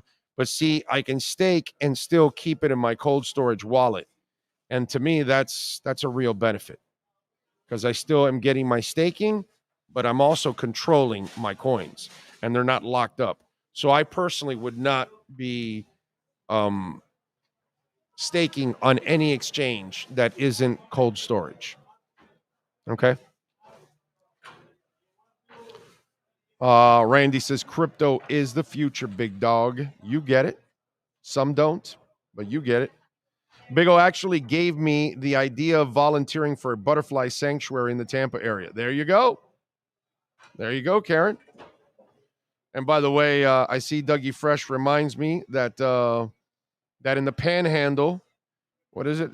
Please tell O that the Panhandle uses roadkill possum in their dogs. Well, that's probably what I was spitting out, all pieces of possum yesterday. Wow. Man. You know what it is that you have to go to the bathroom so much that you're dehydrated? I mean, my lips are dry right now as we speak. So, and I don't want to drink too much water because then I feel like I might get, some movement and then I got to leave. And I don't want to, I don't want to roast any of you guys out, but it's just, oh man, I really shouldn't be here. It wasn't a smart move on my part. Just want you to know that, but I am dedicated to this platform. I am dedicated to doing this job no matter what. So, plus I know I'll rest today. Finally, I'll get some rest, I think. We hope. Let me talk a little bit about the media. And let me talk about things that I think. Remember, I told you about sensationalism the other day and how in every walk of life, doesn't matter if it's news, the guy that goes to search or a woman that goes to search for a puddle just to tell you that it's really raining really hard and all that when it's really not that bad, And whether it's politics, whether it's, crypto, that they try to scare you into, oh no, Bitcoin's bad for you. Yeah, right. Okay. Yeah, they're buying it behind your back and telling you it's bad. So I tell you, the media does it also. And I'm going to give you two examples. Okay. Nothing personal against either guy. Like both guys. I get along with both guys. In fact, I was hanging out with one of them over the last couple of days over at the Senior Bowl, and that's Chris Perkins. But first of all, I'm going to go to Armando Salguero. And Armando wrote an article about the Dolphins firing their O-line coach. And this is the part that, for me, I think it becomes sensationalism. And this is the part, to me, that sometimes becomes unfair. And he says, well, the Dolphins have fired their offensive coordinator 9 out of the last 10 years. Does that really matter? Because once I read that line, the rest of the article turned me off. I read it, but I knew that it was like, yeah, it's a reach job. It's sensationalism. Why? Because Mike McDaniel's only fired one coach. I'm sorry, how many coaches did Brian Flores fire on the offensive side in 3 years? Like 800, right? He had 3 OCs at the end. He had, yeah. I mean, he changed OCs all the time. The guy brought from the New England, he changed him right away. I mean, it was a disaster. Okay, he inherited what's his name? This guy, not inherited, but they brought Changeli. And Changeli was like, yeah, I'm not working for this guy. I'm out of here. And huh? What were you saying? Who was the gentleman that was brought in to be analyst? O'Shea. No, the analyst. Oh, Charlie Fry. No, not on the quarterback side. It was a coach. And then he went on leave, and then he ended up going and sitting out the year, and then he came back the year after to coach somewhere else. Yes. The guy from the Colts that took over for this guy. Yes. I know who you're talking about, Jim Caldwell. There you go, Jim Caldwell. So you want to write an article in year 3 about how many coaches he's fired and changed, then you can do that. But it's a sensationalistic article to get Dolphin fans riled up. And then some of you will be tools and you'll follow that article and you'll say, well, yeah, the Dolphins 9 out of 10. I'm sorry, has Mike McDaniel been here 10 years? What does that mean? He's a brand new coach. He's young. Did you think he was going to hire the entire staff properly and like nail every position? Look, he just let go of Matt Applebaum. Matt came from college. Didn't work out, so you get another guy. Not a big deal. And to me, that's where sometimes the media is going for clicks because they're trying to sell you some story that really is not a story. And there's absolutely nothing wrong with him firing his offensive line coach. And the fact that they fired offensive line coaches 9 out of 10 years or whatever, I mean, so, sometimes you have a guy doing cocaine before practice, right? He's reaching out to his whore while he's doing cocaine. I mean, that's kind of crazy. Is that the Dolphins' fault? He was a good coach, but what are you going to do when that stuff comes out?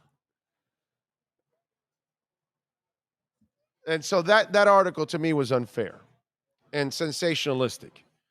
And then Chris Perkins wrote an article today talking about draft picks, and he and I had a conversation about that because I think he's looking at I know he got close to the record because he went 8-9 and then went 9-8, but he looks at it like they're not good enough.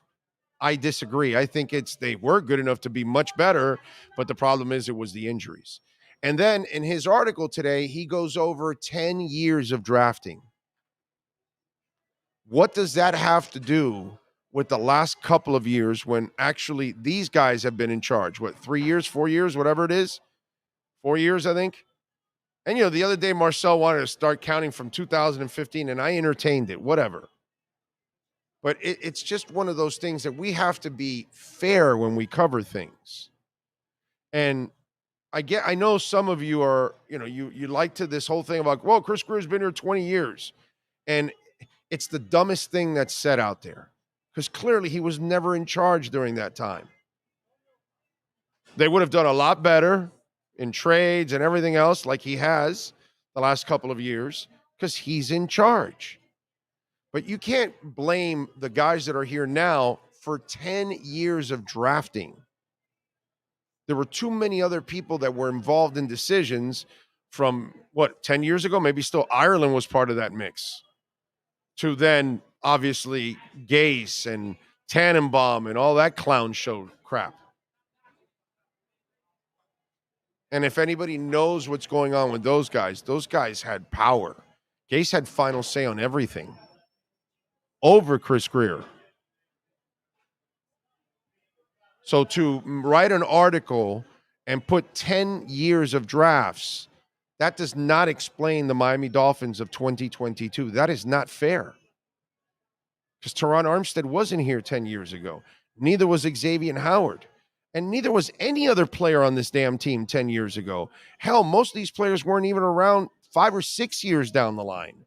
They weren't part of this team. So how are you blaming them? How are you blaming the front office that wasn't in charge 10 years ago?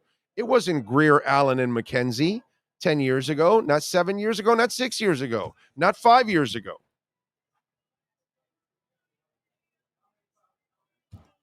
That's where sometimes we twist the story to make it sexier, to make it more desperate, to make it more, I don't know, ugly and negative, because that's what's going to get you to read.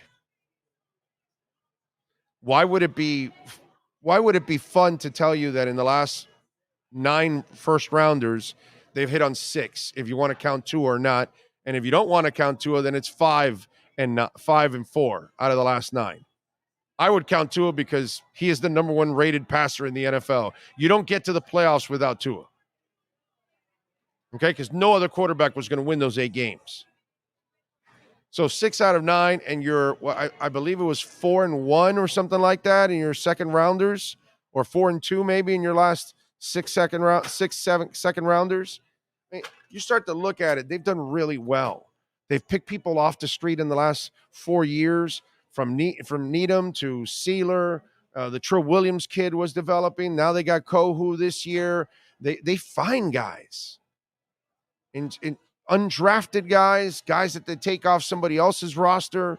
That's personnel moves. If you're going to swing on Noah Monogamy, you got to hit on Nick Needham and you got to hit on Kader Kohu. That makes up for it. And by the way, if Kohu starts next year, you make up for that Noah miss. But overall, your secondary with Brandon Jones, with X, with what's it called, Holland. Before that, you had Minka. I mean, it's not like you don't know how to get guys in the secondary. So to me, I just wish that the coverage would be fair. You can be critical, but be fairly critical about it. Don't be unfairly critical. And talking about drafts from 10 years ago has nothing to do with the 2022 season. Zero. Because if your drafts were successful 10 years ago, guess what? This staff would not be in place.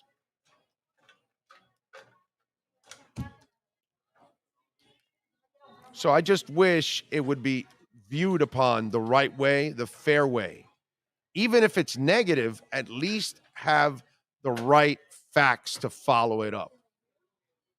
But to say, oh, the Dolphins are a disaster because they fired their offensive line coach 9 out of 10 years. No, they haven't. 1 year. That's it. The coaches have been in place 1 year. I'm not blaming Mike McDaniel for whatever Flo did the 3 years before that. That's ridiculous. I'm not blaming Mike McDaniel because, you had an offensive line coach that liked cocaine more than he did coaching. That's not his fault. I just wish it would be fair and responsible when you're going after people. Because at least if you say fair, hey, Mike McDaniel was a disaster in challenges. He didn't figure out till week 18. What the hell is going on there? Those are facts. But I'm not going to, now if they sucked at challenges the year before and the year before that and the year before that, I'm not going to tell you, hey, the Dolphins suck every year at challenges. No, I'm sorry. There's only one coach that's been in place this year. I have to judge him from now on. That's how you fairly judge somebody. So I just wish when I read some of these articles, and I get it, you got to clickbait, you got to make it, juicy, and you got to get people riled up, and you some of you love that. To me, I just kind of see through that, and I just don't think it's right. That's all.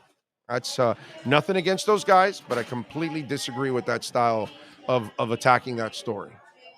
I don't think it's fair. I don't think it really describes the stage that the team is in. That's just me. What can I tell you? By the way, we tell you all the time about KSDT CPAs, and our guy, Jeffrey Tarabolis, he made the South Florida Business Journal Power Leaders list. That's pretty good. So I'm going to read the bio for you. It says Tarabolis leads an accounting firm with about 150 professionals, making it one of South Florida's largest. It was recognized in 2022 on Inside Public Accounting's annual rankings of top 500 accounting firms, and by Forbes, one of America's best tax and accounting firms, top 200, by the way, in Forbes. Obviously, it talks about his education, bachelor's degree at FIU, home for my wife and my daughter. The car that matches his personality, the Tesla Model S Plaid. So he's into electric. Go-to icebreaker, he says, what do you do for a living? And his favorite podcast, The Big O Radio Show. I'm surprised that Jeffrey was still honored when he put that in his bio. I would figure that would be a negative. By the way, he loves doing something that my wife loves doing, riding bike in Shark Valley. You ever ride bikes in Shark Valley? There are no sharks. It's all alligators. Like there's one. Pedal faster. He says, I'm a secret fan of reality TV shows. And he says, on a personal note, I appeared on 2 episodes of CMT reality TV show Racing Wives. What a shocker that Jeffrey would be part of a racing program, right? By the way, KSDT CPAs have offices in Dade, Broward, and Palm Beach counties. We'll be there in 2 weeks doing our show at the Doral, I always say that, at the Dadeland offices. And hopefully Jeffrey will be there and we'll have some fun with him and we'll talk. By the way, if you are looking for an accounting firm that can take your business and your personal taxes to the next level to make sure you're filing it right, saving money, putting more money in your pocket as much as possible, reach out to the people at KSDT CPAs. They will take care. And if you own a business, they can help you in payroll. They can help you in future planning. They can help you with estate taxes. They can help you with so many different things. They can also help you analyze your business, where it's at, how much is it growing. If you're trying to sell it, they can help you sell the business too, on top of all of that. So they do a lot of great things at KSDT CPAs, man. So go check them out. All right, good stuff. All right, let's get ready to talk a little Miami Dolphins football. Alan Poupart and our EJDconstruction.com Miami Dolphins report. Dolphins fans, time to get insight on your favorite team with your favorite reporter with an exposed hat. Sports Illustrated's Alan Poupart in our EJDconstruction.com Miami Dolphins report, exclusively on the Big O Radio Show. Right. There he is. How you feeling, my man? I hope you're feeling 1,000 times better than I do. That's for sure. Oh, I'm sorry to hear that, man. Got a cold? Yeah, no, I had a hot dog from a Dairy Queen on the way down, and I ended up, like the Exorcist bitch all last night. So, yeah, Paying a big price for your questionable decision. Yeah, it was a really stupid decision. God, it was dumb. Oh, it was dumb. Yeah. It was dumb. Dairy Queen, you suck with your hot dogs, boys. Oh, God. Anyway, so it is what it is. It's over. And, some of the things that we talked about on the show, and one of our listeners nailed it, and he's old school, dude.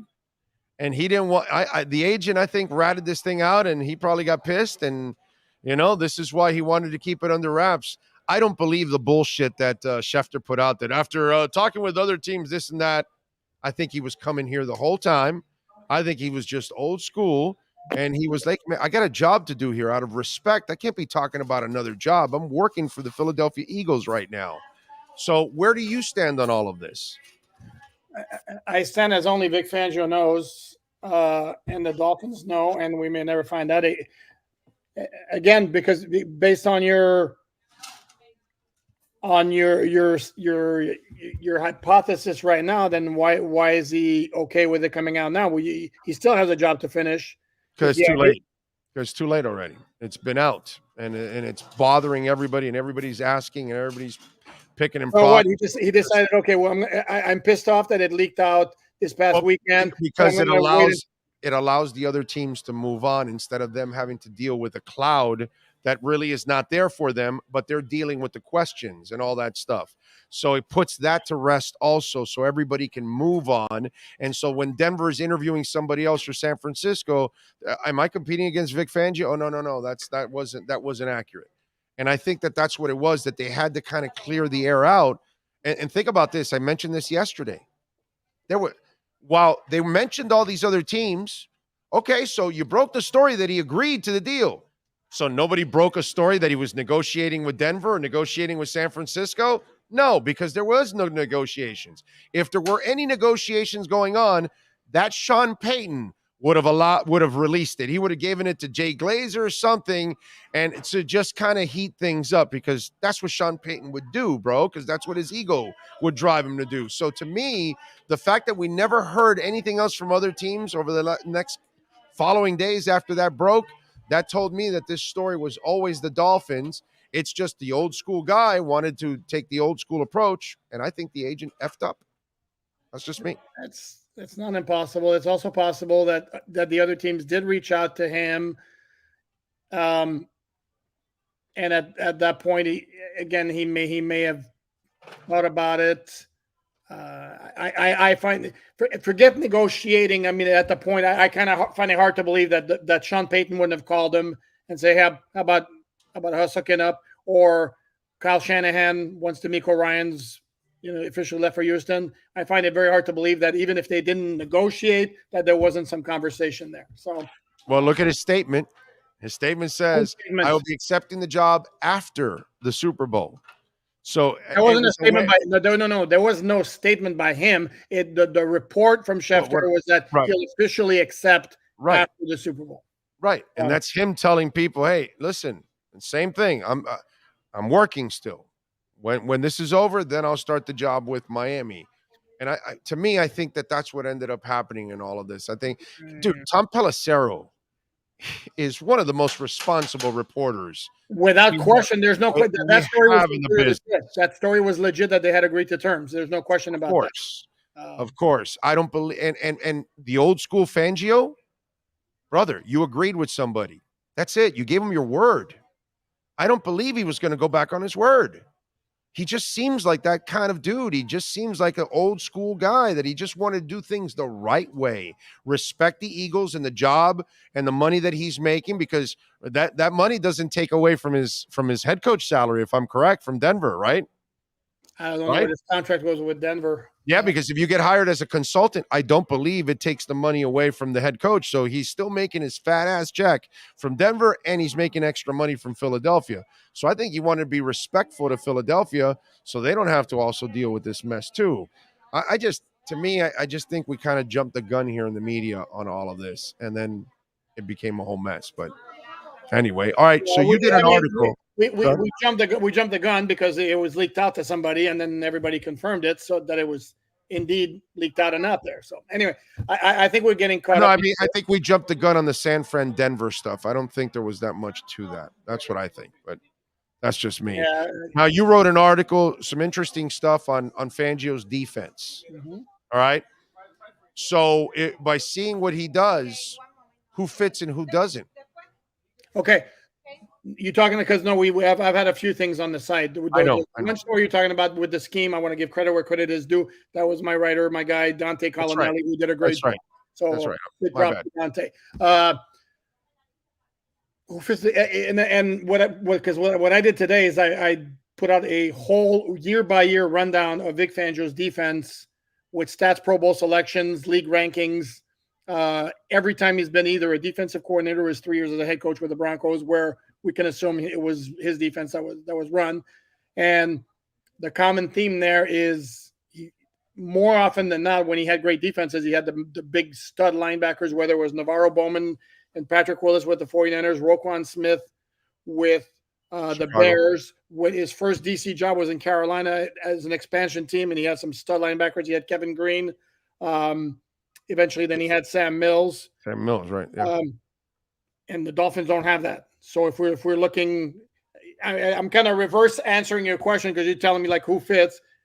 What the Dolphins don't have that this defense would seem. You're answering it. You're answering indirectly, but go ahead. Well, no, correct. That's one thing that they need to make it operate at full function is a difference making off the ball linebacker.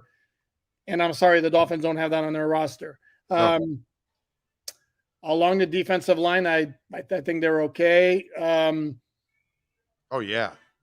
No, I think that's the place that screams to me. I don't know that corners will be playing more zone now, right? Correct.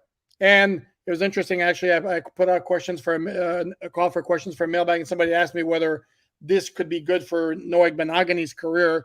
And I would think he'd be somebody who would be a lot better in zone than he is in man, where he's a lot more susceptible to biting on the first move. Yeah, that was Jamar Fletcher's thing, remember? And Jamar Fletcher, they drafted a zone corner to play in a man-on-man scheme. And then they finally figured out that he couldn't make the switch to man-on-man. And it's funny because he then left Miami and made a career for himself for several years because he played in zone schemes like in Detroit. And so he was serviceable in some of those defenses, and credit to him. Look, man, a lot of times that's what happens to players. They end up in the wrong. Look at Mike Gesicki. The last couple of years, he's ended up with the wrong coach that doesn't really know how to use him or really want to use him or whatever it was. And I bet you now he and his agent will pick the right place where it'd be more of a pass-oriented type system. And I bet you he thrives and has a monster year wherever he goes. And that is so key, that you put players in the right positions to be successful, that they can do those kind of things. So you're right. Maybe Noah, I mean, listen, it's not going to hurt them to keep him all the way through training camp because he's under contract anyways. Sure. He just has to, this time he really has to earn the 53-man spot. That's all.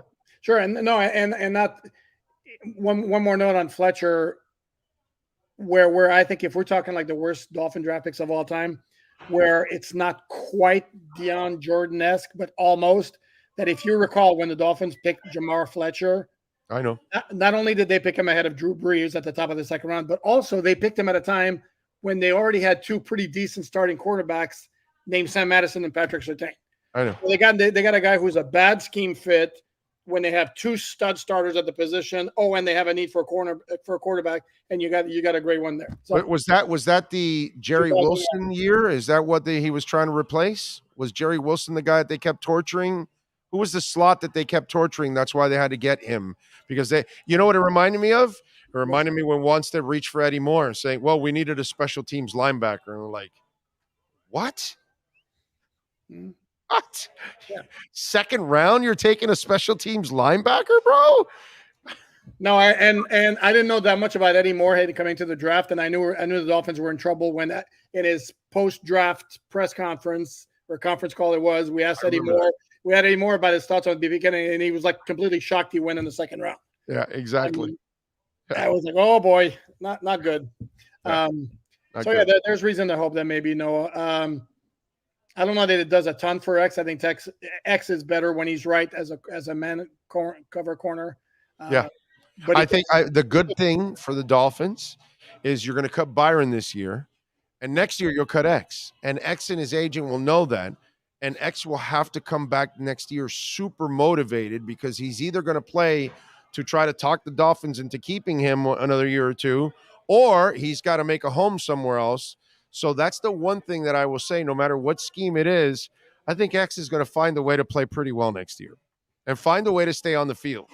Well, he's going to be. Well, he stayed on the field this year. I mean, the guy's props for playing. I mean, playing through a lot of things. So he's got to be right physically, and he wasn't for. I'd say a good. You can tell. Come on, bro. He wasn't a slow guy. When I see X giving people space, I already know what he is already at that point. I know that's not him. Because he doesn't do that, bro. He gets in your freaking pocket and he takes the ball away from you. That's who he is. He's a stupendous athlete, and he didn't look like the great athlete that we've seen in the past. Correct. Unfortunately. No, correct. No question. So, what do you think about the other guys fitting in the zone? I'm of the opinion that one guy who should thrive because of the Holland, Javon Holland. Yeah. I was expecting like a big jump statistically in his second year. The injuries. The injuries screwed it up. The injuries screwed it up. Maybe he was asked to do different things. I would expect in a zone where he can really play center field. And I think he could be in line. If he maxes out his ability, I think he could be in line for like a major jump. I'm with you. 4, 5, 6 interceptions. Mm-hmm. I'm with you. As long as everybody stays healthy and he doesn't have to babysit everybody again, where he can pick and choose where to attack. How about Brandon Jones? Well, because Brandon Jones just started to get better in coverage last year. So now he's going to have to excel in coverage. Yeah. I think if we're looking for guys where the scheme change hurts, it's Brandon Jones, because Brandon Jones was ideal for the the attacking style preferred by Brian Flores and blitzing, getting after the run game. He's correct. Yeah. That's his game. Can he do it in this scheme? Sure, but I think I'm not sure we can expect him to be quite as effective, even without taking the rehab from his injury into consideration. Yeah, but I'm going to give him the benefit of the doubt because the young man has only gotten better every year, and he does have the ability, and he was showing us that he was getting better in coverage last year. So maybe he takes another step in coverage, and he can really fill that need. But I'm with you. That is one that I think is going to be an issue, for them. The question is now, have you started to look where they're going to find that linebacker? No, I haven't yet. When I start doing my draft research, I'm going to be looking at linebackers. I don't know that there's a ton that's going to be available in free agency. I haven't really looked at the list, but I don't think anybody jumped out at me. This is why, I'm going to go back to the Bradley Chubb trade that had its merits, but I would have loved for the Dolphins to have jumped on Roquan Smith. Especially, and had they known they were going to wind up with Vic Fangio as their DC, I think right. But they were going after another pass rusher, a different type of linebacker. So I get what they were doing. And by the way, the Agba injury, it was perfect timing. Actually, that acquisition, he didn't translate and play well. Correct. But hey, listen, you got Fangio now. He's played his best football under that guy, so that is a positive. That while you don't have a Roquan type of middle linebacker, you still have the kind of pass rusher that he likes to use too. So that part is, that's not a big deal there. No, as long as he goes back to his peak Denver form, because that's the thing with Bradley Chubb's career is he's had some sports where he's been really, really good, and he's had some bit of a downtime, and he's also battled injuries. So that he's got to get over all of that. If the Dolphin defense is going to take the big step that everybody just seems to assume is going to happen because they hired somebody with the reputation of Vic Fangio. Well, listen, I took it to another level yesterday. Go ahead. I told Dolphin Nation this is a really positive thing because I think McDaniel did a solid to Josh. He knew he was going after Fangio since last year. So he got rid of Josh right away because he already had a plan to replace him. And sure enough, he did. He's hung on to Crossman, who actually was the weak link, I think, out of the three, because I don't think he has a plan to get that guy yet. He doesn't have a target. So that's why he's still hanging on to Crossman, which he's not doing him a solid if he releases him in the next month or whatever. So now that you've added Fangio and you're paying him $4.5 million, you've got Mike McDaniel running the offense. I think it might be a little easier to recruit that special teams coordinator. That might be one of the better ones available out there. And maybe he's at a crossroad too. His contract's up, the coaching staff got fired, whatever it is. And that guy's going to want to come here. No tax state, owner that pays, and you're joining two excellent other coaches that are going to be able to handle their third of the team. I think you become a sexier destination, and it's easier for Mike McDaniel to even recruit a special teams coordinator that he may not even know.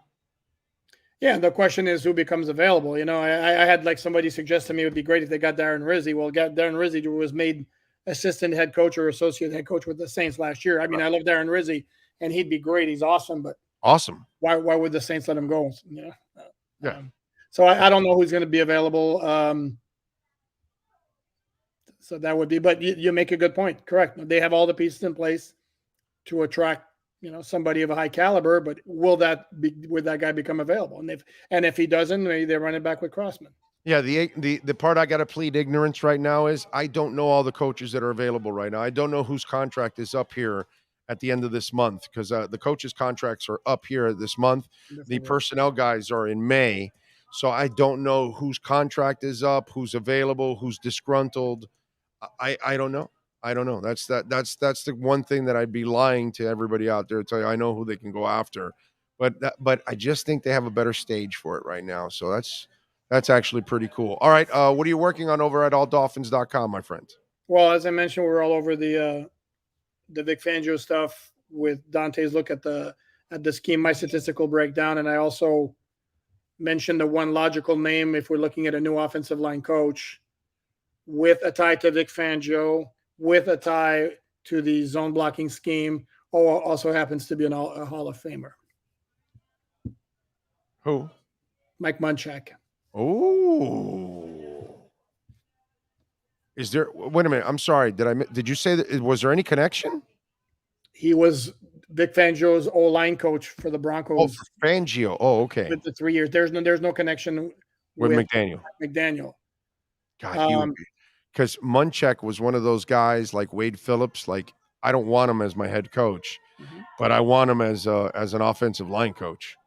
I don't even want him as an offensive coordinator because he was too conservative. He runs way too much. That's kind of what I'm afraid of with Mario Cristobal in today's college football. That he's going to be too run oriented, and that's not what you do in today's college football. You got to be able to throw the damn ball and put up some chunk yards and points. While Munchak, that's a great call. And if you consider, if we're going to play conspiracy theory here, the announcement or the report of Vic Fangio deciding on the Dolphins comes out a couple of hours later. Matt Applebaum is fired. Right. Yeah. Interesting timing, to say the least. Yeah. I thought Armando was so unfair in his article. He was like, well, the Dolphins have fired offensive line coach 9 out of 10 years. I'm like, bro, it's McDaniel. Don't lump all these other things that happened 9 years prior. Well, but here's the thing, though. Big O as an organization, the offensive line has been a problem for a long time. And part of the issue is they've had no stability whatsoever as a coach in that position, whether it's McDaniel or Brian Flores or Adam Gase before that. It's just kind of the last one who lasted more than 2 years. I mean, kind of, but from what I'm understanding, Frank was doing a lot of coaching on the offensive line. Correct. So it wasn't really Applebaum. And I'm sure McDaniel was doing his share of 2 cents here and there because he knows offensive line too. Plus the Connor thing, you guys unearthed that stuff in the offseason. Frank talked about him being a center. And so obviously he could pass that knowledge on, to Connor. I just have a hard time blaming anything that McDaniel's done to the prior coaches, especially the one that just came before him that fired 87 offensive coaches in 3 years. So to me, that's I just thought that was unfair. If you're going to judge McDaniel, it's 1 year. What rookie coach hires an entire staff and nails it on every position? Come on, dude, please give me a break. Man, are you protective of the guy? It's like it's actually quite admirable how protective you are of McDaniel and how you keep dumping on Flores. But you're consistent. You do know I kill McDaniel for his game day decisions, right? Yes, you do. I assassinate his ass for the game day decisions. Okay, all right. I just want to. I got to defend him with what I think is right, and I can't defend him when he can't get a challenge to week 18. I'm not defending that shit. No, I got to defend him when he's only been here 1 year and he hired one offensive line coach and he didn't like him. But Frank Martin, the Frank guy worked out just fine. So at least he got one of the two right. He got Darrell Bevel and he kept him. I think that's great. He brought in Wes Welker. I mean, he's done a lot of good things on the staff. I just think it's a little extreme to just, and then he goes in and he's able to get Fangio. Come on, man. How do you not defend him? I'm not dumping on him. All I'm saying again is they have not. I can't remember. I literally cannot remember the last offensive line coach who lasted 2 full seasons. Well, one of them could have lasted if he didn't like cocaine. And was it Jim Turner also in 2013 was part of the whole. Good dude, by the way. Good dude. Sure, great dude, except he was canned because of his part in Bullygate. I know the Bullygate stuff, but he's a good dude, bro. It's a good dude. Ended up in a terrible situation. Hopefully they hire somebody and he stays for a long time. And again, if it's just a title, really, if it's just a title in name only, and it's Frank Smith who's doing the actual coaching, then yeah, it doesn't really matter. I mean, Applebaum did come from college, so he wasn't really an NFL guy. So maybe this was one of those developmental guys for him, and maybe that's what he has to do is find another one of those guys. But this time, maybe get an established guy here. And God, man, or it's possible also that for the first year, McDaniel was like, "I'm going to be totally hands-on with the offense. Frank, you worry a lot that you fully concentrate on the offensive line and help me out a little bit with the offense. Applebaum serves almost as a pseudo assistant to Frank Smith for the offensive line. And in year 2, maybe McDaniel wants to scale back a little bit, give him Frank Smith more responsibilities with the offense, which creates more of a need for a true hands-on offensive line coach. Just spitballing here. And brother, if they hire Munchak, we got to take you out to dinner or something, because that's a hell of a call on your part. They're able to do that. All right, what do you got going on alldolphins.com, the place that every Miami Dolphins fan needs to bookmark?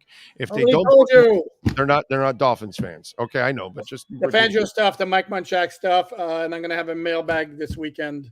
There you go. Part 1 Saturday, part 2 Sunday. There you go. Play with his bags. Follow him on Twitter at PoopArtNFL and catch his work there at alldolphins.com. Make sure you bookmark it. Have a great weekend. Have fun with your bags. I always try to do that. Have a good one. There you go. And by the way, EJD Construction, a proud sponsor of our program and, of course, of this segment here, and support the great sponsors that support us. EJD Construction, Eric does a phenomenal job. 305-433-4843. That's his cell number. So when you call, the owner is going to answer, all right? Or you leave a message and the owner calls you right back because he might be doing something, but that's directly with Eric. So call him 305-433-4843. You want to redo that home. You want to modernize that home. You want to gut it out. You had a fire. You need to remediate.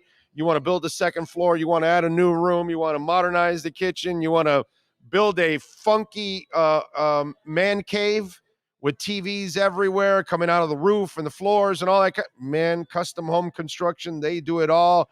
Major home remodeling, you call EJD Construction, 305-433-4843, only Dade and Broward counties, okay? This EJD only services Dade and Broward County.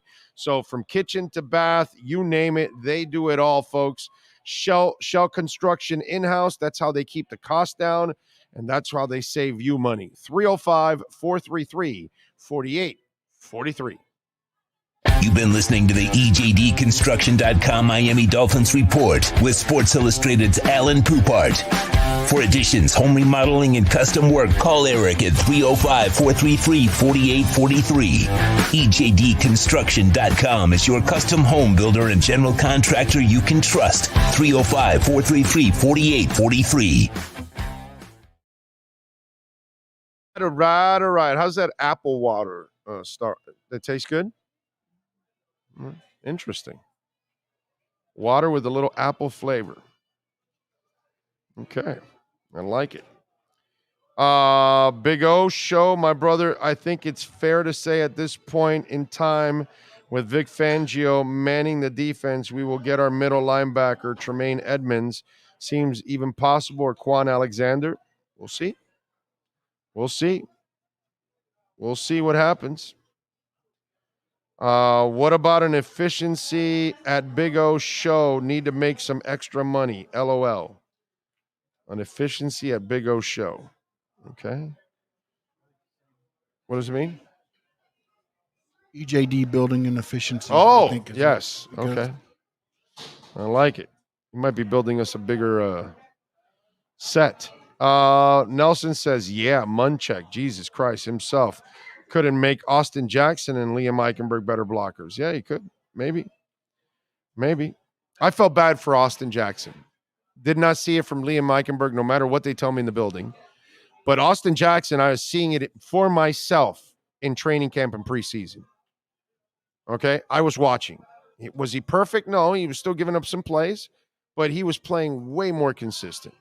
And by the way, the offensive line played better this year in pass protection than they have in several years. You know, so they just got to improve the run blocking and stay healthy. That's it. Let's see. Orlando, excuse me, but did McDaniel get Fangio, or is it Stephen Ross's money by making? No. You think Walmart doesn't have the same money? Come on, man. They got plenty of money in Denver. That's the family that owns Walmart. Are you kidding me? They crap money. $4.5 million of them is nothing. So there were other teams that were going to give him the money. You got to give props to McDaniel. Okay? Give him love, man. He deserves it. Big O, I would think McDaniel would reach out to Vic Fangio for any special teams connections he may have. Why not? That could happen, Jayhawk. That could happen. If you can make 2 offseason moves to improve our roster, one on defense and one on offense, what would you bring in? I will answer that question in a couple of weeks when I actually know who's available. I don't like doing that now because I don't know who's re-signing. I don't know who's getting cut. I don't know who's getting traded. I don't know exactly who wants out.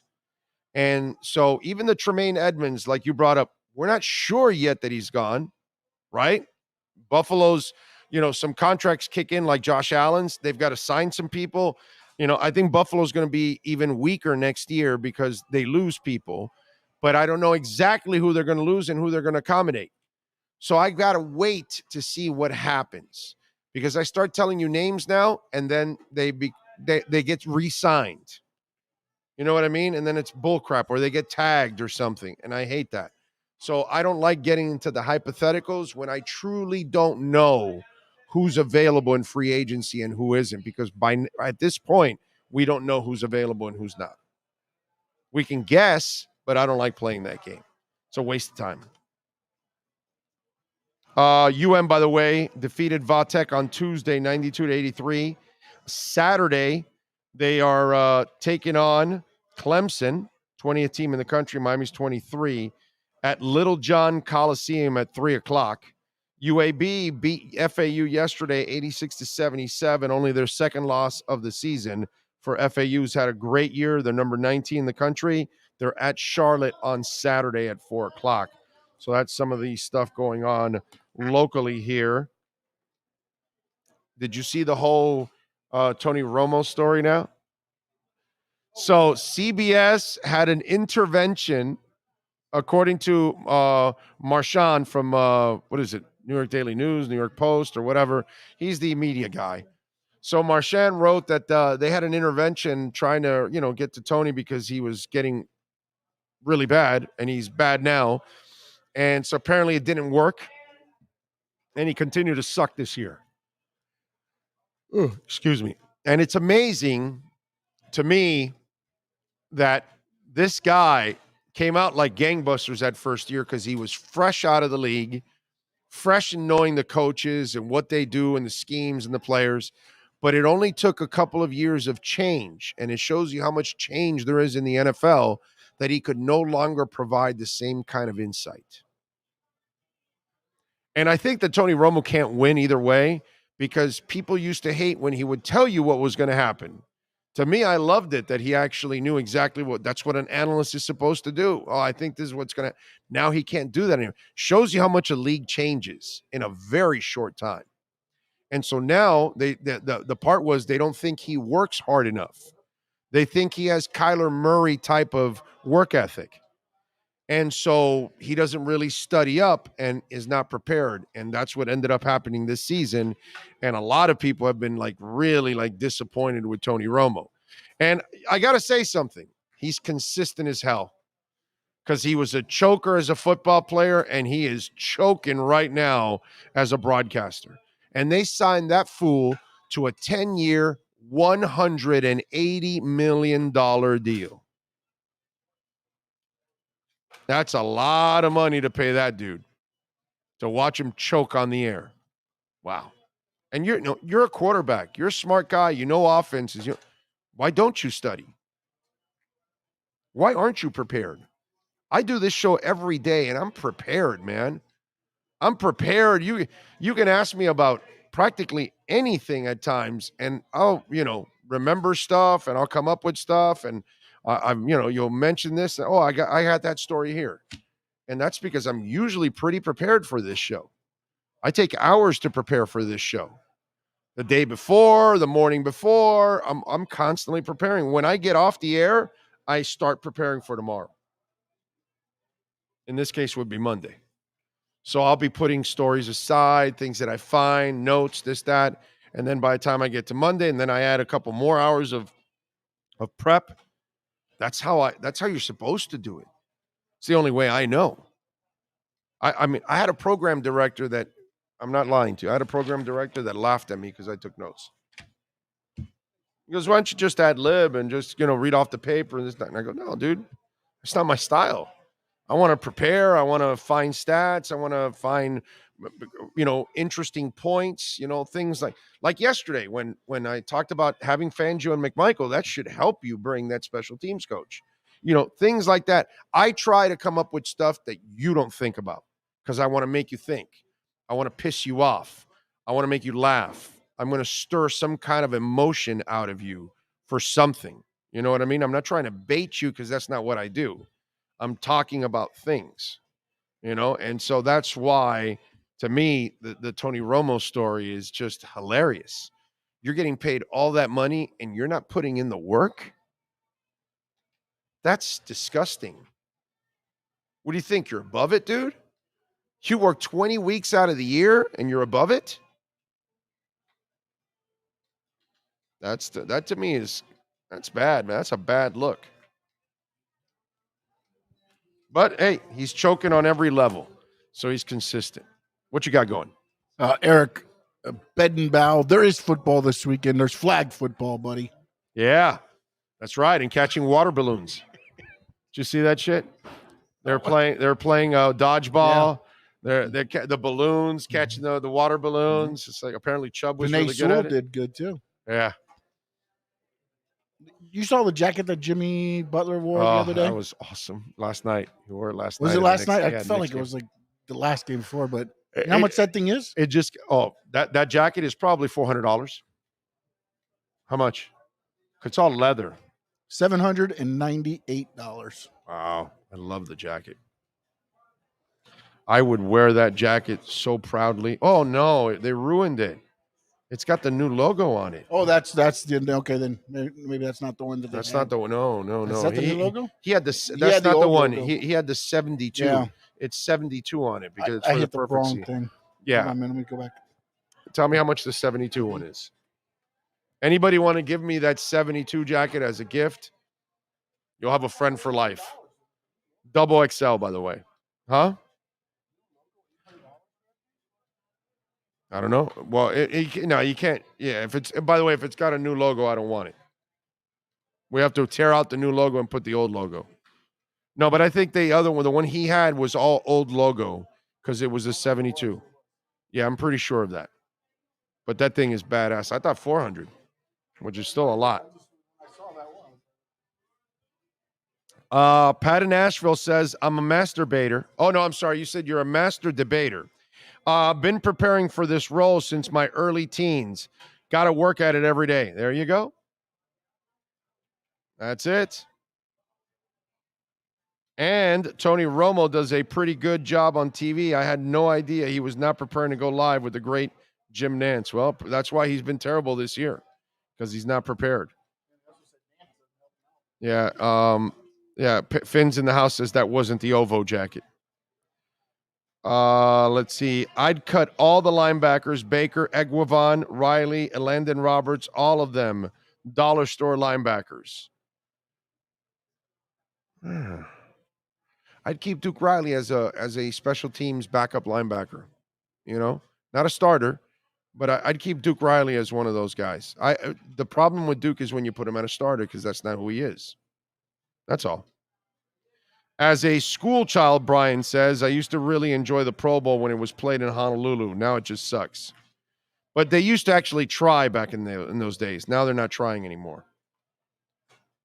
Show fair enough on the additions. Can we do, instead of who would you cut, anyone else other than Byron Jones? Laughing my ass out loud. Gregory said, tried to listen to the 15 minutes of Heat Show on QAM, and it was only 7 minutes. Well, the other 7 minutes are commercials. Brother, they can't even... QAM can't have a 15-minute segment. Are you out of your mind? 8, 9 minutes, maybe 10 max that they go over, but they can't have 15. That's why we kick their ass all the time, because you guys tune in and go, well, this dude doesn't take any breaks. He talks for like 56 minutes out of the hour. And so in the 2 or 4 minutes of commercials we play in an hour, everybody sticks around because You don't get a lot of commercials here. That's the idea. The commercials are around us. Okay? That's where the commercials are. You see, in Hialeah Park Casino, there you go. Although it's normally Thursdays, 3 to 6 p.m. Not today's. They adjusted for us, and we love them for that. There you go. It's only $249. Well, it's normally $5.99. Yeah, it was $5.99. So that's why he got it, huh? He got it because it was cheap. What's this Andrew on the side? You can put your name on it? Wow. Oh, it's so beautiful. It's so gorgeous. Oh, this is just awesome. $250. Wow. That is awesome, dude. Man, that is nice. $250, folks. Anybody want to make a double XL? Put big O on the arm. Okay? Miami Sports Fanatic says, I got you, big O. Sure you do.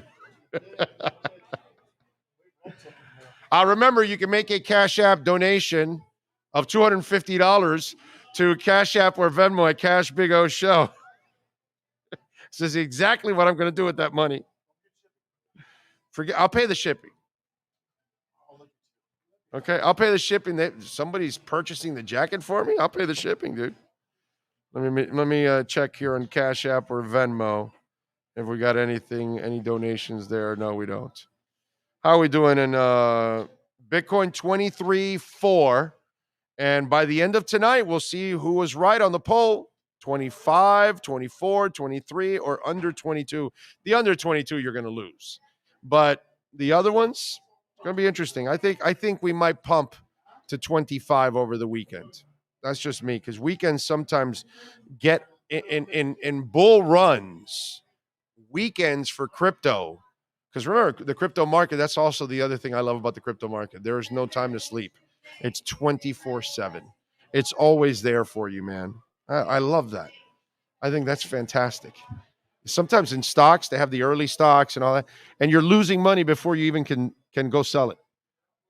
Or it's up, and you want to sell it at its peak, but it's now coming down a little bit before it opens. Then, with crypto, you can get it at its peak if you want and sell it right there and then.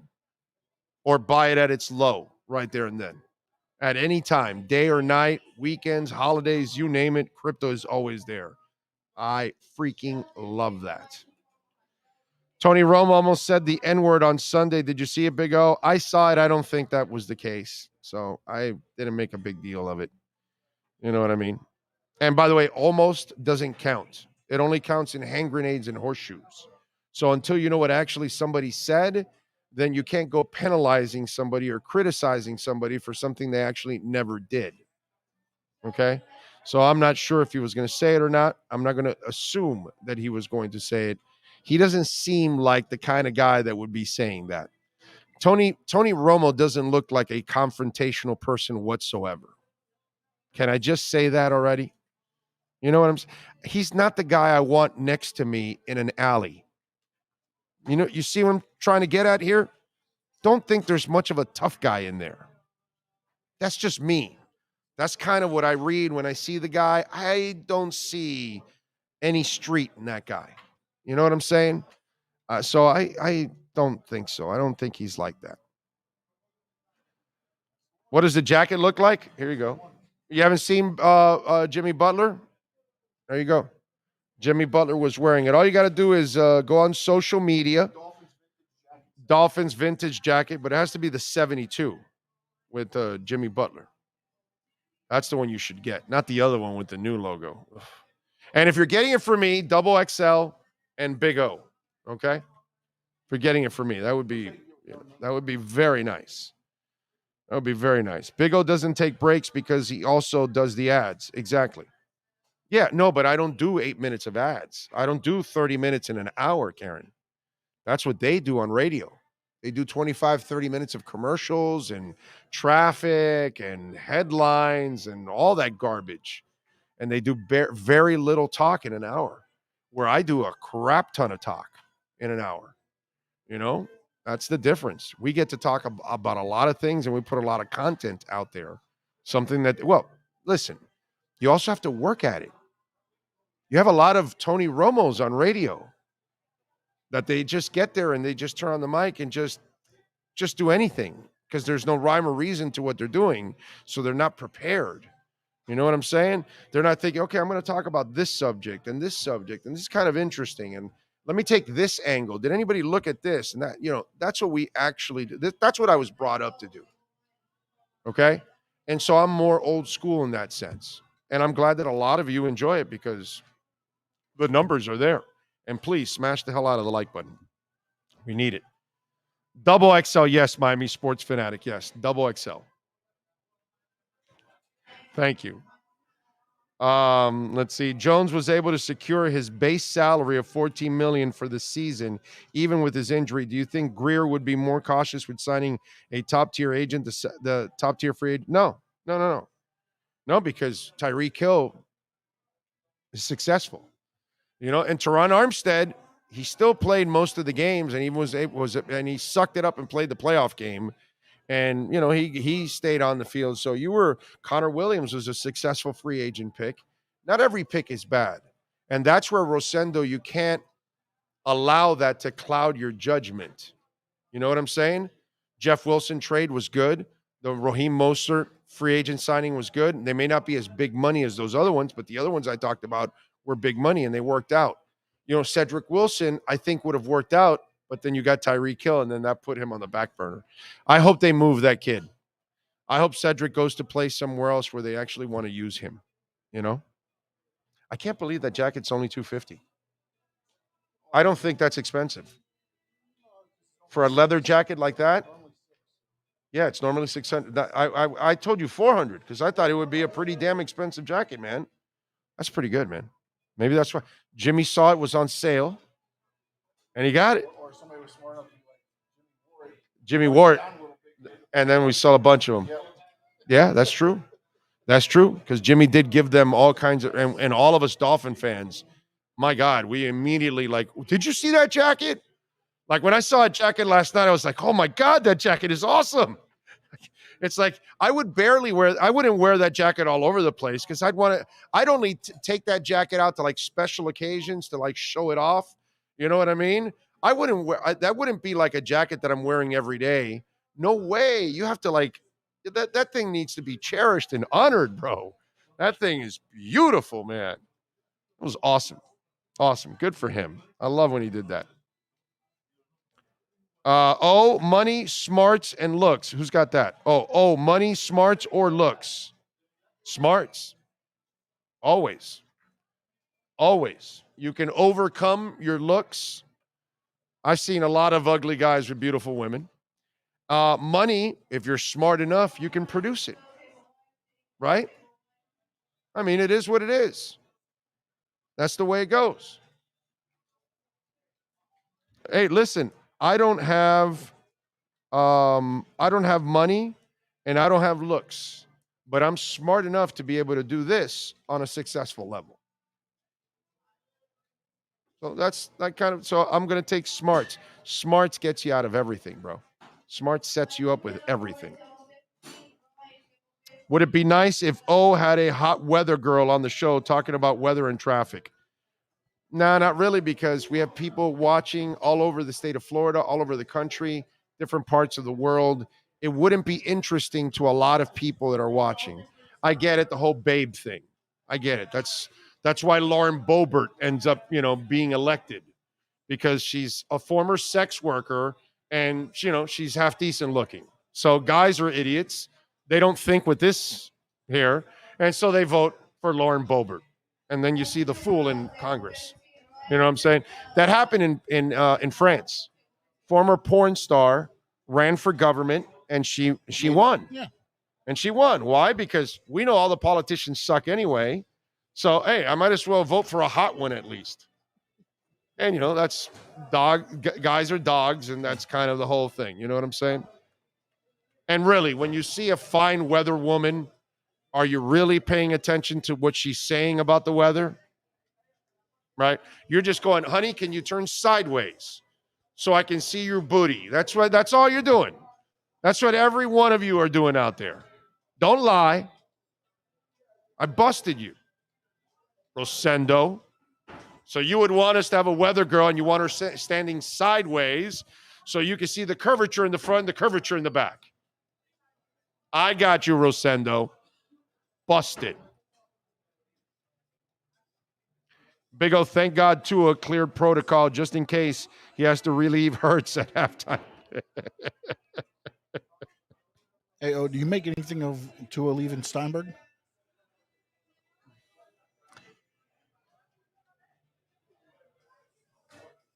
Yeah, I don't, because some people think, I've already heard this, because people say, oh, he left Steinberg. He wants a new contract. Well, he ain't getting one. Yeah. You got no leverage. You can't stay healthy. Doesn't matter who you have. Yeah, it doesn't matter who you have. The Dolphins are going to tell, bro, have you ever seen Chris Greer deal? He doesn't deal just like to give you the money. Yeah. He's sometimes, he makes it not easy for people. Even X, he made, if you got baggage, and he's got baggage, unfortunately, he's not getting any money. He's going to get tagged because it would be dumb for the Dolphins not to tag him. Okay? So you're going to have him for sure next year and in year 5 and controlled. And he can't hold out. He's not the kind of guy that's going to hold out. He's got to now learn how to stay healthy and play the game. What Tua needs to focus in on, and again, we're talking about Tua Tagovailoa. I don't believe he's that guy that's greed right now and thinking money. I don't believe that. If that happens, I'm the first guy to get on the mic and tell you what, dude, I was wrong about that. Holy crap, was I wrong about that? I'll gladly tell you when I'm wrong. You guys know it. You watch the show every day. I'll tell you when I'm right. I'll tell you when I'm wrong. But in Tua's character, from what I've seen, this is an exceptional human being. This is a guy that wants to play the game, wants to be a part of his team, wants to help his team win. He wants to be successful. I don't think this is a guy about money. So the changing of the agents, I'm going to say he had some kind of a disagreement with Lee Steinberg. Yeah, that's what I'm going to say. A1 was his marketing already, and then Steinberg was his on the field. So now he just went to A1 for everything. Right. So, right. Yeah, he might have wanted to give it all one stop. Yeah, or just a little bit different vision of what they wanted to do. Yeah. Because you said Steinberg's pretty hard hitter, right? Yeah, dude, he's a monster in this business. Has always been a monster for a long time. I'm proud of that guy. He had a serious alcohol issue, and he attacked it, and he has been sober for many, many years now. Lee Steinberg's got a great story, man. Great, person that has overcome some personal adversities, because anybody that has to deal with those kind of demons, it's not easy. The harder thing is to address it and then tackle it, and he was able to do that. Props to Lee Steinberg on that, but there must have been some kind of disagreement there. If you put Mike McCarthy and on autopilot in an airplane, the movie, they look a lot alike. That's true. Mike McCarthy and the blow-up dummy do have that round face. You are correct. Except we got to shave McCarthy, because the dummy didn't have a beard. He did have a smile after he got blown up. Rosendo says, just trying to help you get to 20,000 subscribers. Big O, so would Jenna Jameson or Tracy Lords be good congresswomen? A couple of years ago when they were younger. Now, I probably don't think that they make it now, because they're a little bit overaged. But if they're in their heyday, guys are dogs. They just vote for a hot woman. That's all. They don't know. Anyways, most people don't even follow politics, don't even know the candidates they're voting for, what they stand for, the mistakes they've made, whatever. Most people don't do that anyway. Most of us are like sheep, and you just follow whatever your Democratic group does or Republican group does, and you just go along with it. Most of you really don't do. Most of you are Tony Romo when you're voting. You're unprepared. Let's be honest now. Seriously. How would you vote for Lauren Boebert if you were actually prepared? I want Kyrie Irving, Big O, not at the expense of losing Bam or Jim. That would never happen, Jay. We just lie to him and agree that the world is flat. Okay. But yeah, no, Unless they want Kyle Lowry, you're not getting him. Okay. And the problem with Miami is they have no trade assets, dude. And you're not giving up Jimmy or Bam. So you really don't have trade assets. I wouldn't give up Tyler Hero for him. Yeah, I know. I want nothing to do with Kyrie Irving. So, by the way, those of us living in Miami or South Florida wouldn't mind the heck she's talking about. Yeah, no, that's what I was saying. If we have a weather girl, you guys aren't really going to be caring about the weather. You're just caring about how hot she is. I get it. Do you see what the Kelseys are doing? The Kelseys are going up against each other in the Super Bowl, right? So mom and everybody's going to be there. So I think it's Jason Kelsey, his wife, is taking her OBGYN because she's, I think, 42 weeks pregnant or something like that. Is it 40? No, it can't be 42, right? Because 4 by 9 is 36. So or maybe 32 or something. I forgot what I read. But she's about to pop. Okay, the oven's like, it's baking. It's pretty ready. So she's taking her OBGYN with her to the game, to the Super Bowl. How about that OBGYN getting a free trip to the Super Bowl? I hope he or she likes football. That's pretty cool. So if the water breaks, she's got the pro right there. And this is their third child, by the way. They have 2 daughters, and this is going to be their third daughter. Okay? But I got to say, the wife, like most men that have pretty good lives, it's because your wife is a rock, right?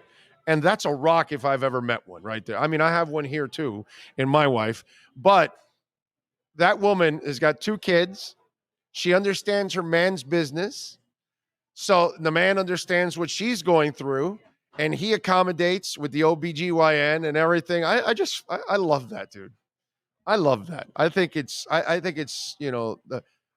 of the best things in the world in any relationship, that the man supports the woman and the woman supports the man, or man supports the man supports the other man, or woman and woman, whatever whatever floats your boat, whatever. But if you're going to be a couple, you've got to be able to support each other in all kinds of things and in all kinds of ways. And sacrifices have to be made. My poor wife last night, while I seem like the exorcist, that woman has to wake up at 5 a.m, and she was up with me all night. She's barely slept. It's crazy. Is that what that look is? Yeah. Poor woman hasn't slept. Looking at you. She's here now because I have to go return the rent-a-car. So she's got to pick me up and take me home, By the way, she's 38, 2 weeks shy of the 40. Oh, she's 38 weeks? Yeah. Okay, so I know she's ready to supposed pop. to be 38 going into the Super Bowl, so yeah. She's probably 37 right now today. Right, right. So, but yeah. But the fact you're taking your OBGYN, that's preparation to its max, dude. And of course, with everything else, they said it'd be perfectly scripted if the baby came during the Super Bowl. During the Super Bowl. Yep. Yeah. That is awesome, dude. That is fantastic. Let's see. Big O, I would not be surprised if Tua takes $25 to $30 million a year with a nice signing bonus to give us flexibility. I don't know about that. I think he'll want to play for the big contract, but he's got to earn it. They're not just going to give it to him. He's got to show that he can stay healthy. I told you there's a plan in place, right?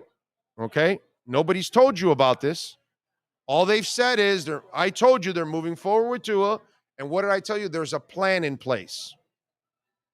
There's a conversation that is being had. There is communication that's being had, and they're telling him exactly how he needs to play this game. And they're going to help him how to play that game, how to make the quick decisions, which he can make easily, and get the hell out of the way. Okay? There's a plan in place with all of this, and they're going to try to groom him so he can stop taking on these big, unnecessary hits. We've told you over and over again.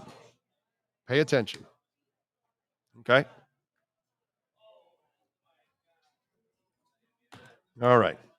I think we're out of here. We thank Manny Navarro, Alan Poupart. As always, congratulations to Jeffrey Tarabolis from KSDT CPAs, managing partner. And that's congrats on the honor, my brother. Well deserved. Well deserved.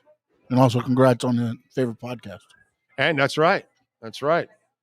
Well, you could tell he's really not completely all there if he's using us as his favorite podcast. But, you know. Rosendo says, Big O, you need to spoil your wife again with another big trip to Paris. You see, Mrs. O, I got your back. There you go. There you go. They got your back, sweetie. Big O, I have a question, and you can blink twice if it's true. How connected are you with Chris Greer? You both have been the longest around the team. No, that's not true. That's not true. Salguero's been around longer than I have. He doesn't really do the beat anymore. He still writes Dolphins stuff, but he's been around the team longer than I have. I think Poupart challenges me. It's either we're right around the same time or he's just before me also. I got to ask Poupart. Poupart might have a couple years on me. He might have joined the Dolphins before 91 on the beat. So we were all there before Chris Greer, actually. Armando, myself, and Poupart, we were all there with Chris Greer. So, you know, what can I tell you? I am connected with lots of people in the building. Okay? Lots of people, not just one. Remember, I've been traveling for many years now. I know a lot of people around the league. So it's a different ball game. So yes, I've always been connected with the Dolphins. Always had a good relationship with them. So no matter what, maybe not the head coaches sometimes, you know. But yeah, no, it's plenty. Dude, I've been breaking stories for 25 years. So before Greer got there. Okay? Easily 25 years. Yeah. Yeah, about 26, 27 years. Because when I was already like in my fourth year in the business, I already started breaking stories. I've broken Heat stories. I broke the trade for what's that guard we got from the Clippers? The Barry kid. I broke that story. When they got Marlins, I remember when they got Delgado, I got that story. When the Fusion was folding, I got that story. But I was working for the Fusion then. I broke a lot of Fusion stories. I kind of knew what was going on, everything pretty much with the Fusion. But I've broken stories in all sports except hockey. I don't think I've gotten anything ever in hockey. Maybe one story years ago. Yeah. No, but I've broken all kinds of stories in the past. Obviously, Dolphins have always been my front and center of what I do. But yeah. I mean, when I was talking about Oronde Gadsden's holdout, Chris Greer wasn't around. You know what I mean? But it's the people I've known in the building have come and gone too. You know what I'm saying?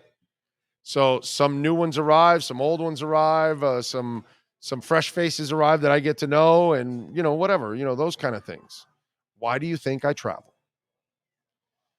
So you're not going to get to know them there at the facility. They're not going to, you know, really approach you there.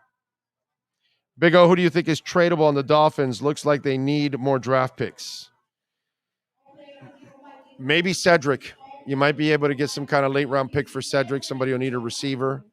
You already paid the signing bonus, so you just take the cap hit. They only pick up the salary. That might be a guy that's tradable. I wish they would have traded X 2 years ago when I said they should have. They would have gotten a boatload of picks for him. Trying to think. There's not a lot, man, that you can trade or that you want to trade. Okay? I don't think Jerome Baker's tradable.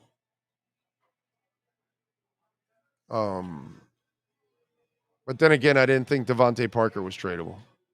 Would they get a third rounder from New England? Right? I think that's crazy. Yeah, because they have 2 third rounders, right? And that's one of them. That's nuts. God, Greer got a great deal there. He bamboozled them big time. So anyway, we are out of here. We will see you tomorrow. I already said that we were out of here like 20 minutes ago, right? We're out of here. We'll see you tomorrow. I might, if I can do this show, I probably will be able to do the crypto show tomorrow. There's some stuff I want to really air out and enlighten and educate people about Bitcoin that I think the average person that is not in crypto is going to really want to listen. And I think it'll give you a better understanding of the asset compared to other things that are assets in the world. Okay.